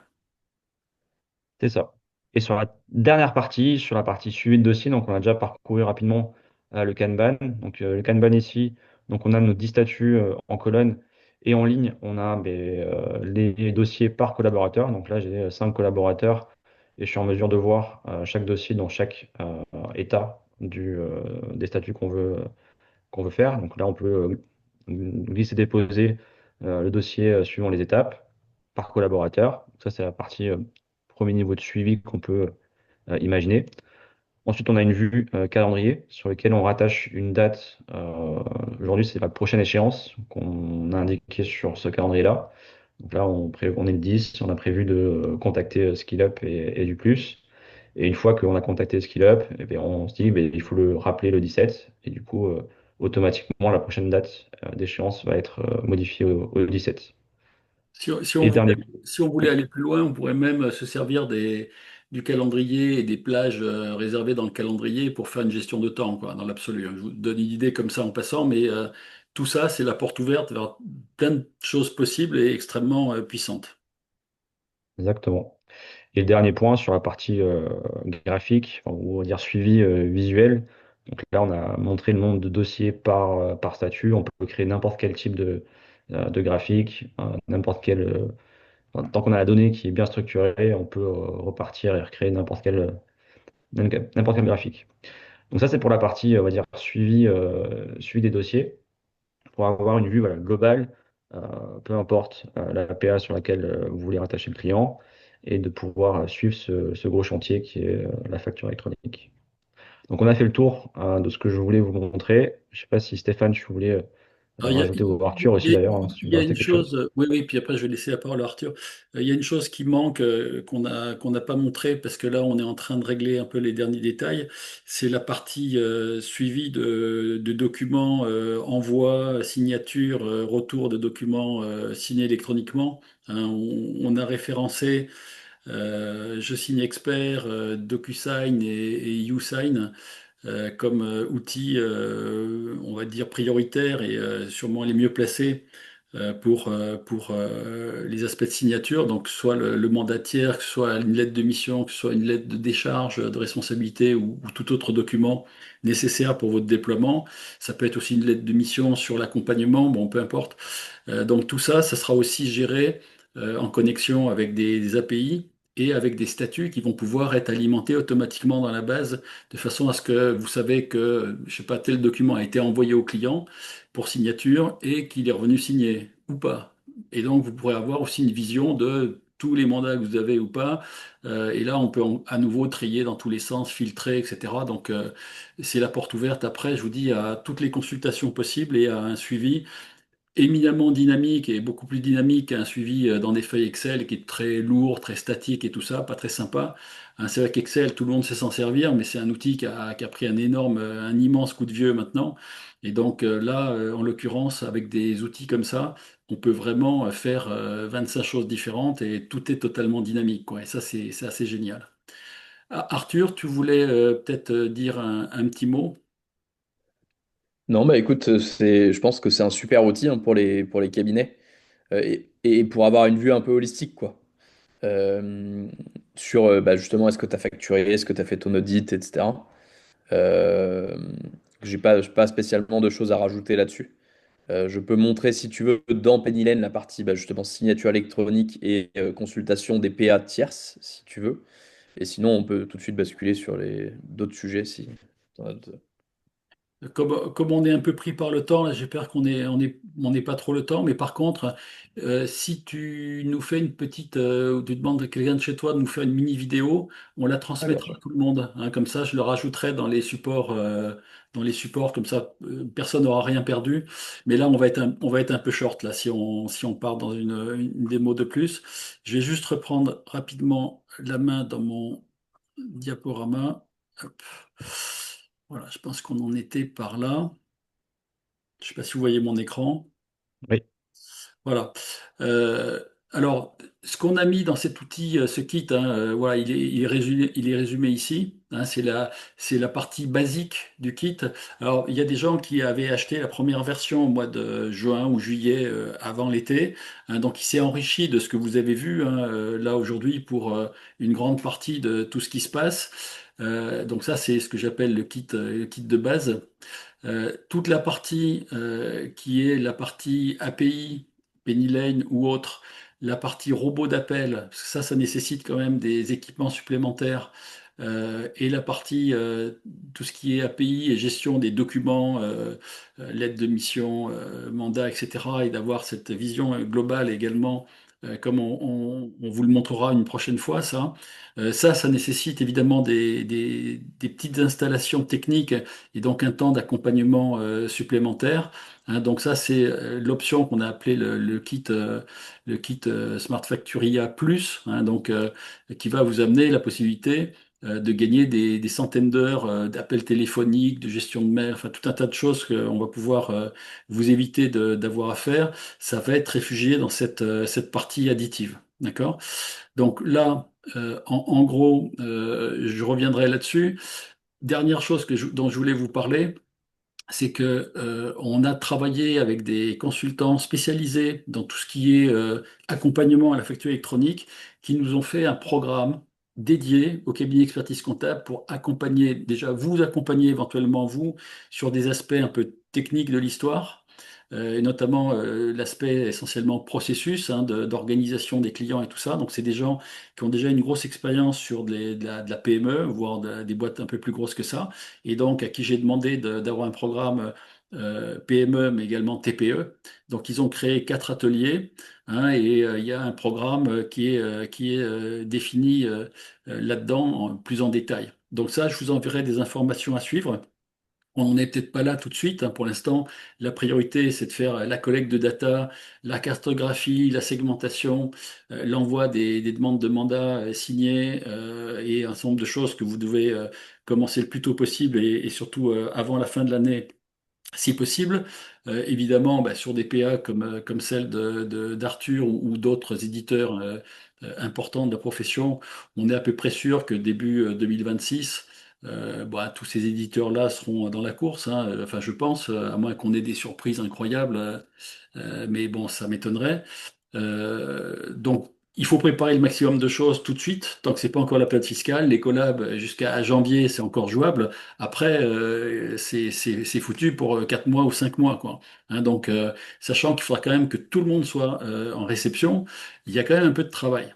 D'autant que les audits et tout ça, et notamment sur les clients qui seront full facture électronique dès septembre 2026, ou sur les clients un peu plus exigeants qui voudront quand même avancer plus tôt, ou sur des clients qui voudront être équipés aussi de facturation dès maintenant pour pas se retrouver dans le goût étranglement à la fin, parce que 1 million de boîtes à faire migrer sur des outils, enfin migrer ou en tout cas à équiper d'outils de facturation.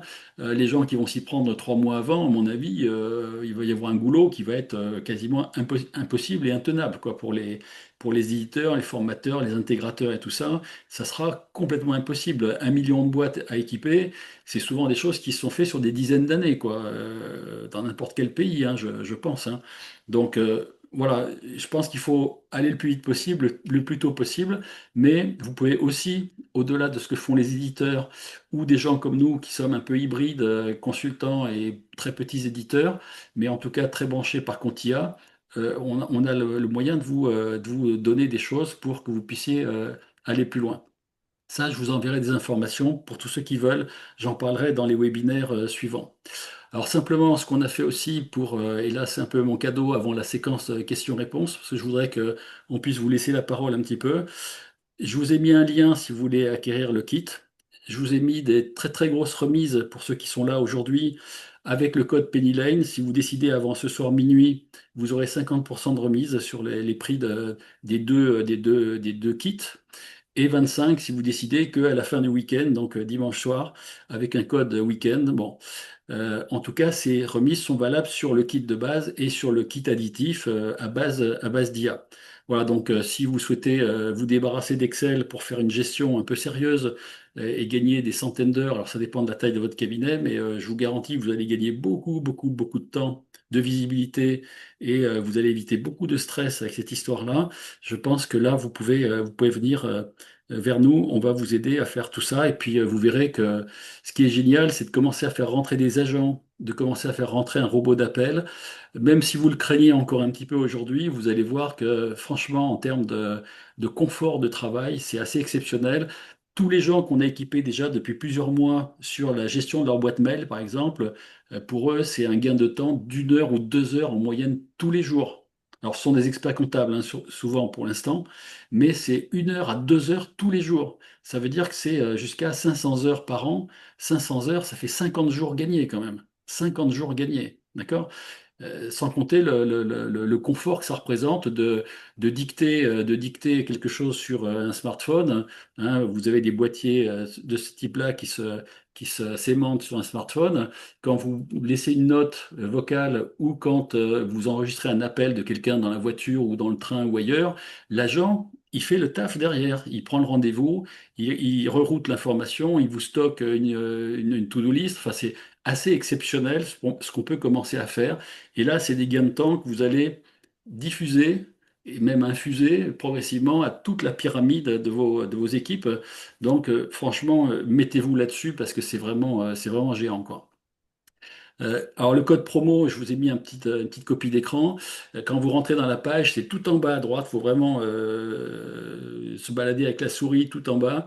Hein, vous pouvez ajouter un code promo. Donc vous tapez soit Penny Lane, soit Weekend, et là vous aurez les meilleures conditions possibles. Euh, on prend les questions si vous voulez bien. Voilà, donc on est à votre disposition maintenant. Servez-vous du chat. Je vais arrêter le partage. Servez-vous du chat et allez-y parce que je pense que vous avez sûrement des questions à nous poser derrière tout ça. J'ai Donc, répondu à deux questions dans le chat Q&A. La première, c'était est-ce qu'il y avait une API native entre Pennyline et Notion et que le tableau de bord PDP de Pennyline ne permet pas d'export. Donc, j'ai répondu à la première question. Arthur, je te laisserai la seconde si tu veux. Donc, il n'y a pas de connexion native aujourd'hui. On passe par un outil d'automatisation au milieu qui va faire la connexion entre Pennyline et Notion ou autre service qu'on veut connecter à Notion ou autre chose d'ailleurs. Et sur la partie export, Arthur, je te laisse répondre. Ouais, ce que je te disais en intro, c'est qu'aujourd'hui, on permet en API de venir écrire côté inscription annuaire et pas encore lire. Et ça va bientôt arriver, c'est une grosse demande pour pouvoir faire un export manuel CSV de notre vue avec les statuts, etc. Et aussi pouvoir, par exemple, moi j'ai un gros cabinet qui utilise Salesforce comme CRM. Et du coup, c'est dans Salesforce qui dit c'est bon, j'ai le mandat signé pour ce dossier-là. Et ensuite, il vient nous par API directement nous dire c'est bon, inscris-le dans l'annuaire. Ça, c'est quelque chose qu'on sait faire déjà. Si vous en avez besoin, vous pouvez nous contacter pour le pays. Et pour la partie ouais, lecture, ça arrive prochainement. Et là, la question peut être portée aussi sur l'export des dossiers clients. Est-ce que tu as un bouton d'exporter sur Pennyline directement pour pouvoir Oui, justement importer via oui, ouais, CSV? bien sûr. Alors ça, ouais, tu vas dans ta vue portefeuille et tu peux exporter tous tes trucs. Et sinon, Ouais. tu as, soit l'API, soit sinon tu as aussi tu sais, on a un add-on Excel. Donc si tu actives l'add-on Excel que tu installes dans Pennylen, c'est gratuit pour tous les cabinets, tu retrouves dans Excel directement la liste de tes dossiers, les sirènes, les Parfait. infos du dossier permanent, tout ça. Ça peut être ouais, intéressant pour réimporter directement depuis Notion. Donc ça, voilà, ça c'est des choses. Spectateur anonyme, j'ai pas ton prénom ou ton nom, mais en tout cas, voilà, on a répondu aux deux questions. Et après, il y avait Sandy qui mentionnait ce que seuls les PA pouvaient connaître les PA d'une autre entreprise. Donc là, je te Oui, laisse répondre, Arthur, hein. C'est la réponse est oui. Je confirme, ouais, hein. Et ce que je disais avant à Davy et Stéphane, c'est que on a, nous, du coup, accès à l'annuaire tous les jours, hein. En revanche, on n'a pas le droit de s'en servir à des fins marketing. Et donc, c'est pour ça que cette donnée-là, elle ne va pas être dans la nature. Parce que la DGFiP voudrait pas que des gens ciblent tous les clients de tel éditeur en allant lui proposer, je sais pas moi, une ristourne ou je ne sais quoi. Ça, c'est dans notre charte en tant que PA, on a dû s'engager à ne pas utiliser à des fins marketing. Mm. Par contre, quand c'est juste pour porter à la connaissance du cabinet sur ses clients, quelle est la PA qui a été pris à l'extérieur Non, c'est par ça. le Ça, c'est pas à client, des fins marketing parce que le le cabinet, marketing, il ça? faudra bien qu'il sache de toute façon à un moment ou à un autre chez Ouais. qui son client s'est inscrit pour savoir où il doit aller récupérer les données, quoi. Et donc, du coup, Ça, c'est disponible dans Penny. ça, c'est disponible. Est-ce que ça veut dire Mais que... dans la PA. Donc, Oui, d'accord, dans la PA. Mais oui, mais ça reste dans la PA. bah, nous, en tant que PA, on prendrait un risque à exposer cette information. D'accord. Donc pour l'instant, on n'a pas de piste, marketing ou pas finalement, pour disposer de l'information si un client je sais pas, a signé avec Conto ou avec quelqu'un d'autre de façon un peu sauvage. Avant de demander au client, le client quand même, il saura peut-être le dire, même si il a signé un truc sans Après, je pense que savoir. la plupart des éditeurs, donc normalement, ton éditeur d'outils de prod va te donner quelque chose comme ça, hein. Je partage juste vite fait, mais va te montrer, enfin nous, donc c'est un peu l'équivalent du Kanban. Et ici, tu as ton truc activé où tu peux voir du coup qui sont tes clients qui ont signé ailleurs. Euh, et là, tu peux voir du coup chez qui tel client il a signé. Donc là, dans ce cas-là, il est chez la PDP, la PA Edicom. Et après, nous, on va permettre aussi, parce que faut avoir en tête qu'en termes d'inscription dans l'annuaire, nous, de toute façon, en tant que PA, on a besoin de savoir, puisque le formulaire qu'on doit envoyer pour écraser une PA existante est un formulaire légèrement différent du formulaire qu'on doit envoyer pour inscrire de zéro. Donc en Hmm, tant que PA, on a de toute façon besoin de cette info. d'accord. Que quand tu viens écraser une PA existante, dans le formulaire que tu envoies, tu dis quelle PA tu viens écraser. Ok, d'accord. Et d'ailleurs, enfin, jusqu'à il n'y a pas longtemps, nos amis de Conto, si tu étais client de Conto, tu leur écrivais, tu leur disais s'il te plaît, désinscris-moi parce que j'ai été inscrit sans vraiment me rendre compte, ils te désinscrivaient. Et là, depuis quelques jours, si tu leur demandes de te désinscrire, ils te disent non, désolé, je ne vais pas te désinscrire. Je vais uniquement laisser quelqu'un d'autre m'écraser. D'accord. En Bon. disant de toute façon, en tant qu'entreprise, tu dois être inscrit quelque part. Hmm, hmm. Ok. Il y a plusieurs questions concernant le prix du kit. Je vous conseille, puisque j'ai mis le lien de cliquer dessus et d'aller voir. Bon, on va pas parler commercial au-delà maintenant, parce qu'on manque de temps. Je préfère répondre à des questions d'ordre technique ou des questions concernant la méthode, ce que fait l'outil, ce que font les éditeurs, etc. Donc, vous avez tout en cliquant sur le lien. Vous verrez, vous avez deux liens pour aller sur les différents modules du kit. Hein, je pense que, bon, alors qu'est-ce qu'on a? Quand passer le contrôle saisie du code visuel pour consulter Chorus Pro. Notion appelle directement via l'API Chorus. J'en j'en profite juste, Stéphane, un peu de, c'est pas de la pub, mais juste testez-le, faites-nous vos retours.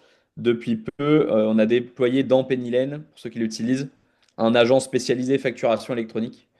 Donc c'est typiquement un agent à qui vous pouvez poser des questions un peu techniques, hein. Puisque ce qu'on lui a donné comme accès, c'est tous les textes de la réforme, plus la connaissance qu'on a acquise en interne. Et donc vous pouvez lui demander, je sais pas moi, j'ai un client LMNP, je sais pas quoi, est-ce qu'il est éligible, quelles vont être ses obligations. Le but, c'est vraiment pour que vos collabs qui vont se retrouver avec plein de questions de tous leurs clients puissent répondre, quoi. Voilà. D'accord. Alors, j'ai pas mal d'autres choses. Bon, de toute façon, sur l'API, entre notre outil et Penny Lane, là, on a bien avancé. Donc, je pense qu'il y a peut-être des choses, d'ailleurs, on en reparlera avec Arthur, hein, sur peut-être des choses qu'on pourrait récupérer en plus, dans un sens, voire peut-être un jour renvoyer dans l'autre sens chez toi. Je sais pas, pourquoi pas. On peut l'imaginer. Ça peut peut-être avoir un intérêt également pour vous. Les documentations, d'accord. Donc là, je réponds à cette question. Ouvrir un dossier prospect client en API. Là, je comprends pas forcément trop la question. Il faudrait peut-être me la relibeller un petit peu. Le numéro de téléphone n'est pas détecté par les anti-spam des opérateurs, par exemple Orange. Oui, oui, ce sera un numéro, c'est quoi les numéros, Davy? C'est des 07, des 09, c'est quoi Non, exactement? c'est un +33, c'est un numéro technique national. Je regarde juste c'est en plus 30, enfin 09 39. Alors moi, sur mon téléphone, j'ai mon filtre iPhone, j'ai Bigon, enfin j'ai plein d'applications qui me permettent d'éviter d'être harcelé. Et celui-là n'est pas, c'est pas un numéro qui est bloqué, c'est un numéro qui est autorisé. Et on peut prévenir bien sûr les clients à l'avance et on vous le recommande de le faire, que Bien les sûr. clients puissent enregistrer ce numéro-là pour qu'ils puissent savoir quand ils sont appelés, que ce soit votre cabinet. Ce sera les deux choses importantes, c'est qu'ils le connaissent et qu'il l'ait enregistré dans leur smartphone, et deux, bah, qu'il y ait le petit discours quand même du robot au moment où il se présente, en rappelant que c'est quand même un robot, si vous préférez, pour que voilà, il n'y ait pas de problème. Mais je pense qu'il n'y aura pas il y aura pas de souci. Nous, on s'est passé des dizaines d'appels avec des vies. Moi aussi, j'ai des petites choses sur mon iPhone et il y a pas de souci, quoi. Les clients peuvent-ils avoir plusieurs PA et comment gérer ça? Je peux prendre peut-être cette question-là, Oui, Stéphane. oui, Euh, oui. donc, la PA, il y a à la fois, on va commencer par la PA en réception. En réception, ma vision, c'est que 95% ou même plus des clients auront une seule PA. Il faut avoir en tête qu'une PA, c'est une boîte aux lettres. Et la facture, elle peut aller que dans une seule boîte aux lettres. Et donc, je pense que les TPE, elles voudront avoir toutes leurs factures qui arrivent dans une seule boîte aux lettres. Techniquement, bah, non, ce qui est sûr, c'est qu'une adresse peut être avec seulement une PA. Et donc, par défaut, votre adresse, c'est votre sirène. Si vous voulez avoir plusieurs PA, vous allez devoir mettre des PA différentes, du coup, à des niveaux inférieurs aux sirènes. En gros, ce qu'il faut avoir en tête, c'est que la notion de CC qu'on a dans les emails, mettre quelqu'un en copie cachée, ça n'existe pas dans la PA. Je ne peux pas dire envoie la facture à la fois dans telle boîte et dans telle boîte, quoi. Et donc, oui, ce sera possible d'avoir plusieurs PA, mais par exemple, j'ai, je sais pas moi, une PA pour telle sirette et une autre PA pour telle autre sirette. Et après, on peut même aller dans des codes, ce qu'on appelle custom. Donc, je pourrais très bien créer une boîte aux lettres qui s'appelle sirène slash Arthur Valère, et c'est mes factures perso. Alors, j'ai pas de Tesla, mais ma Tesla, les factures de ma Tesla tombent dedans parce que j'ai pas envie que tout le monde voit les factures de ma Tesla, quoi. Non, Euh, t'as une Ferrari, toi, t'as pas une Tesla. voilà, j'ai même pas de voiture. C'est terrible. Mais ça c'est possible. Après, ça crée une certaine complexité où il faudra jouer avec des droits d'utilisateur un peu complexes, réfléchir à quelle facture arrive quand dans la compta, de quelle boîte, etc. Et il faudra aussi, du coup, dans ce cas-là, que tes fournisseurs, ils aient bien un outil qui permet d'envoyer à des codes custom, euh, sachant que la plupart des outils de facturation, aujourd'hui, ils vont plutôt envoyer par défaut aux sirènes, quoi. Hmm. Et par contre, en revanche, ce sera beaucoup plus commun d'avoir des clients qui ont une PA en réception, ce qui est celle inscrite dans l'annuaire. L'annuaire, on parle uniquement de la réception. Je dis toujours la même chose. On s'intéresse que à là où vous habitez. Après, l'adresse de l'expéditeur au dos de l'enveloppe, elle est optionnelle, quoi. Ça, l'État dit, j'ai pas besoin de savoir d'où tu envoies l'enveloppe, quoi. Et ouais, ce sera tout à fait beaucoup plus commun d'avoir des gens qui ont une PA en réception et une PA différente en émission, surtout si en émission, ils ont un outil métier et que cet outil métier leur propose une sorte de PA embarquée, marque blanche dans l'outil métier. Ouais, bien sûr. Alors, il y a plein d'autres questions, merci Arthur. Plein d'autres questions auxquelles je peux répondre en grande partie. Oui, on peut interroger la plateforme, c'est ce que. Désolé, moi je dois vous laisser, mais merci beaucoup. Ok, bah Merci écoute, Arthur. Ouais, merci beaucoup de ta présence merci, et puis à bientôt. à J'attends bientôt. juste les deux petites choses de ta part, la liste des Tout à fait. sociétés et la petite vidéo si tu peux. Très bien. Allez, bye bye. Merci Merci, à Arthur. bientôt. Merci Bon Arthur. week-end. Bon, on continue à répondre à vos questions dans l'intervalle. Donc Hervé, oui, on peut alimenter toute la base avec les réponses sur l'annuaire et sur le fait que les gens aient une inscription déjà donc dans une PA ou pas. Donc ça, on a fait une petite mini démo. C'était que sur 2 clients donc ou non ou sur 5 clients. Donc Ok, peut-être que tu l'as pas vu Hervé, mais oui. C'est le cas, donc ça c'est quand même un gain très important parce que là sur des centaines ou des milliers de clients, ça peut être sympa d'avoir l'état de l'art d'un coup de ce qu'ont fait les gens éventuellement dans votre dos. Puis déjà s'ils sont assujettis aussi, bon ça vous le savez à peu près, mais est-ce qu'ils ont déjà fait une démarche un peu pirate, si je peux l'appeler comme ça? Donc oui, ça c'est vraiment l'un des points très intéressants du kit avec l'IA, le module IA. Emmanuel qui demande, est-ce qu'il existe un comparatif des différentes PA et des fonctionnalités? Alors je ne sais pas si Arthur avait quelque chose à nous dire là-dessus, mais en tout cas, là, ce mois d'octobre, il y a le Hub Institute, si je ne dis pas de bêtises, qui a prévu de sortir un nouveau, parce qu'ils avaient déjà fait une étude au mois de mai dernier, mais il y avait qu'à l'époque une cinquantaine de PDP à l'époque, ça s'appelait même pas les PA. Aujourd'hui, là, il y en a plus d'une centaine, on est à près de 110. Et donc, ils avaient annoncé faire sur pas loin d'une centaine de PA qu'ils connaissaient il y a quelques semaines en arrière ou quelques jours en arrière. Et ils avaient dit au mois d'octobre, on sort un autre benchmark des PA. Donc ça peut être intéressant. Donc dès que ça sortira, là, je suis en veille dessus. Je ne l'ai pas vu encore paraître, hein, être publié. Mais de toute façon, dans le kit, il y a aussi un chatbot avec plein d'informations. Dans ce chatbot, c'est un GPT, comme on l'appelle. Moi, je stocke toutes les informations de l'ordre, de la DGFIP, de toutes les autorités, on va dire, qui gèrent la facture électronique. D'ailleurs, il y a un peu de remise à jour à faire sur des choses qui sont sorties très, très récemment. Donc oui, on va vous circulariser là-dessus et vous aurez un maximum d'informations. Au passage, un petit coucou Emmanuel. Hervé, si un client a fait en solo le choix d'une IPA, comment et combien pouvons-nous l'inscrire sur le nôtre? Donc je pense que là, je pense que Arthur a répondu. Est-ce qu'il y a des déclarations RGPD à faire si on utilise le kit?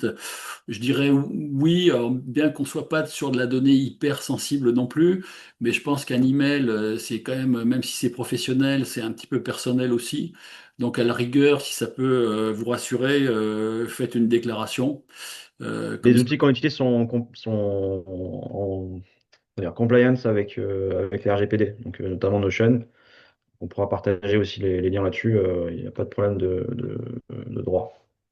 Voilà, donc bon, ça peut quand même mériter de le faire parce que si vous mettez quelques données qualitatives sur les clients en disant voilà, le client il est un peu geek ou il est un peu il est papier ou machin, bon, il faut pas non plus que ça soit pris pour quelque chose de problématique. Donc moi je dirais oui par défaut, comme ça vous êtes tranquille.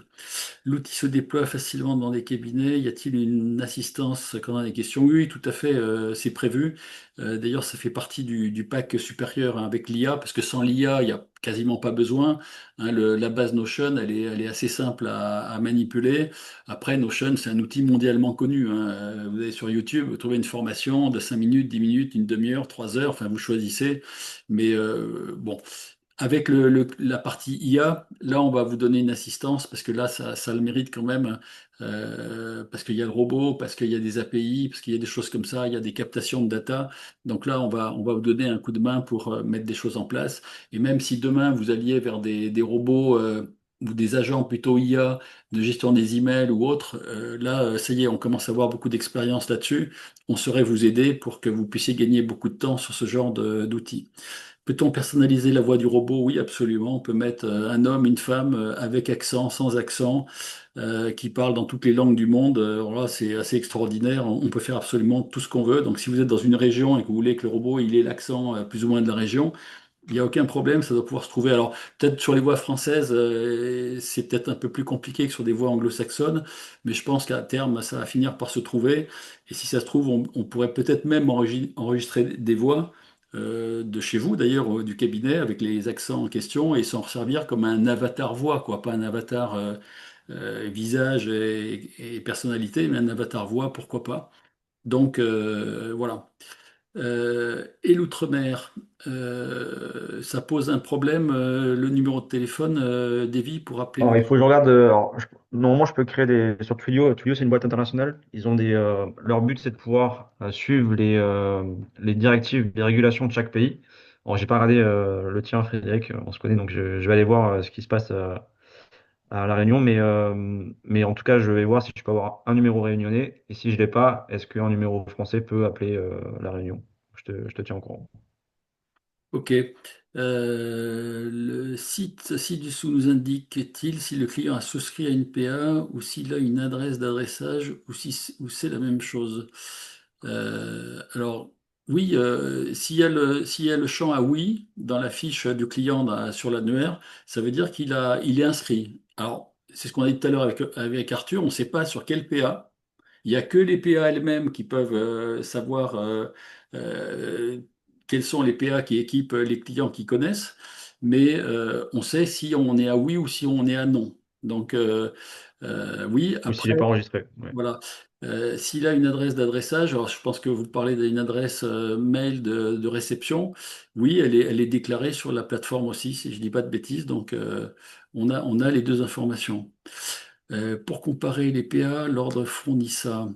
Donc, oui, ben merci Mathieu. Je connaissais pas cette information, mais je vais la stocker. Je vais la stocker pour aller voir ce que c'est. Mais je pense que l'étude du Hub Institute sera très intéressante et je pense qu'elle mérite d'être signalée dès qu'elle sortira. Donc, je me fais fort de le faire. Hervé, je pense que c'est le cas, mais peux-tu confirmer que tu partages ton chatbot sur la EFE? Oui, oui, oui, c'est bien ce qu'on a dit. C'est bien ce qu'on a dit. Absolument. Voilà. Bah, écoutez, je pense qu'on a fait le tour de vos questions. J'espère qu'on n'en a pas oublié. Sinon, n'hésitez pas, puisque vous avez nos coordonnées, à nous passer un petit mot et à nous poser des questions. Peut-être que je garderai un petit verbatim des questions et réponses principales qu'on a pu faire aujourd'hui. Je le rajouterai dans le support. Voilà. Ben, écoutez, en tout cas, je voulais vous remercier bien de votre présence. Vous étiez à peu près 200 inscrits. Donc voilà, je pense que l'effet Arthur, bien évidemment, a dû jouer un rôle important, mais c'est bien qu'on ait pu faire ce travail-là avec lui. Et je pense qu'on va continuer parce que les relations sont vraiment très intéressantes. Et puis, bon, c'est un type éminemment sympathique et compétent, donc, et avec une réussite magnifique. Donc, on va essayer de travailler autant que faire se peut avec des gens comme lui, forcément avec des vies. Hein. Merci à vous en tout cas d'être resté pendant plus d'une heure et demie, parce que là, ça fait même 1 heure 3 quarts presque. La prochaine fois, on essaie de revenir sur un peu ce qui se passe sur les IA, parce que c'est en train d'exploser de partout. On parle beaucoup d'agents d'ailleurs, alors, mais c'est souvent pas forcément des agents très très pointus, pas en tout cas au niveau de ceux qu'on fait avec Davy, mais c'est des petits agents pour faire plein de petites tâches éventuellement dans son quotidien professionnel, voire même personnel. Hein. En tout cas, ça explose de partout au niveau de la recherche d'informations, au niveau de plein de travaux que vous avez à faire tous les jours, etc. On arrive à faire des choses absolument remarquables. Ça coûte de moins en moins cher, alors en tout cas les tokens. Après, les abonnements, peut-être un jour, ça repartira vers le haut, mais pour l'instant, c'est pas encore le cas. Donc voilà, c'est un sujet, l'IA est devenu un sujet absolument passionnant, il rentre partout et je pense qu'il faut savoir s'en emparer parce que là, il y a vraiment des gains à tous les niveaux de productivité, mais également de gains de valeur à restituer à vos clients et à vos collaborateurs pour qu'ils aient un travail plus intéressant, hein, et pour les attirer. Donc voilà, on vous conseille très fortement de faire rentrer l'IA autant que vous le pouvez dans le temps qui vous est imparti et avant peut-être la période fiscale. Sachez qu'on fait beaucoup d'accompagnement, nous, depuis, comme je l'ai dit, 1 an et demi ou un peu plus. Et ça marche bien, les collaborateurs, quand on les sensibilise bien, quand on leur montre toutes les briques technologiques qui peuvent les aider dans leur boulot, ils sont très, très, très, très partants, hein, très intéressés, très étonnés de ce qu'ils ont vu souvent. Donc, n'hésitez pas à nous consulter. On commence à avoir une petite expérience opérationnelle assez sympathique avec des centaines d'idées à mettre en œuvre dans les cabinets. Je pense qu'il va falloir qu'on se paye beaucoup de clones, de Davy ou d'autres gens brillants comme Arthur pour arriver à faire tout le travail de toutes les idées qu'on a récupérées sur le terrain. Mais Davy, tu me confirmes que tu as commandé une dizaine de clones de ta part? Oui, tout à fait. Bon. En tout cas, merci à toi également, Davy. C'était Et merci pour l'invitation, hein. bien intéressant là, avec le côté très opérationnel aussi d'Arthur, là, qui est vraiment les doigts dans le cambouis complètement et qui fait un travail, comme je dis tout à l'heure, assez remarquable. Donc voilà, ben, merci de votre présence encore une fois. Revenez, puisqu'on fait des webinaires quasiment tous les vendredis à 12h30. Hein, on va essayer de continuer à faire des choses intéressantes qui seront de plus en plus pratico-pratiques.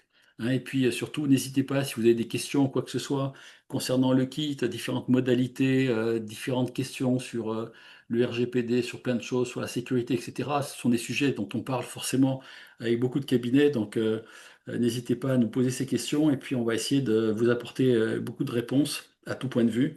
Hein, voilà, donc bonne journée à tous, bon week-end. Il fait un temps remarquable chez nous dans le sud-ouest, mais je crois qu'il fait beau partout, donc on va en profiter un petit peu. Et puis je vous donne rendez-vous le vendredi 17 octobre à 12h30 pile. Merci Davy, bonne journée Merci Stéphane. Bonne et journée, bon week-end. et à très bientôt. Bye bye. Au revoir. Au revoir à toutes et à tous.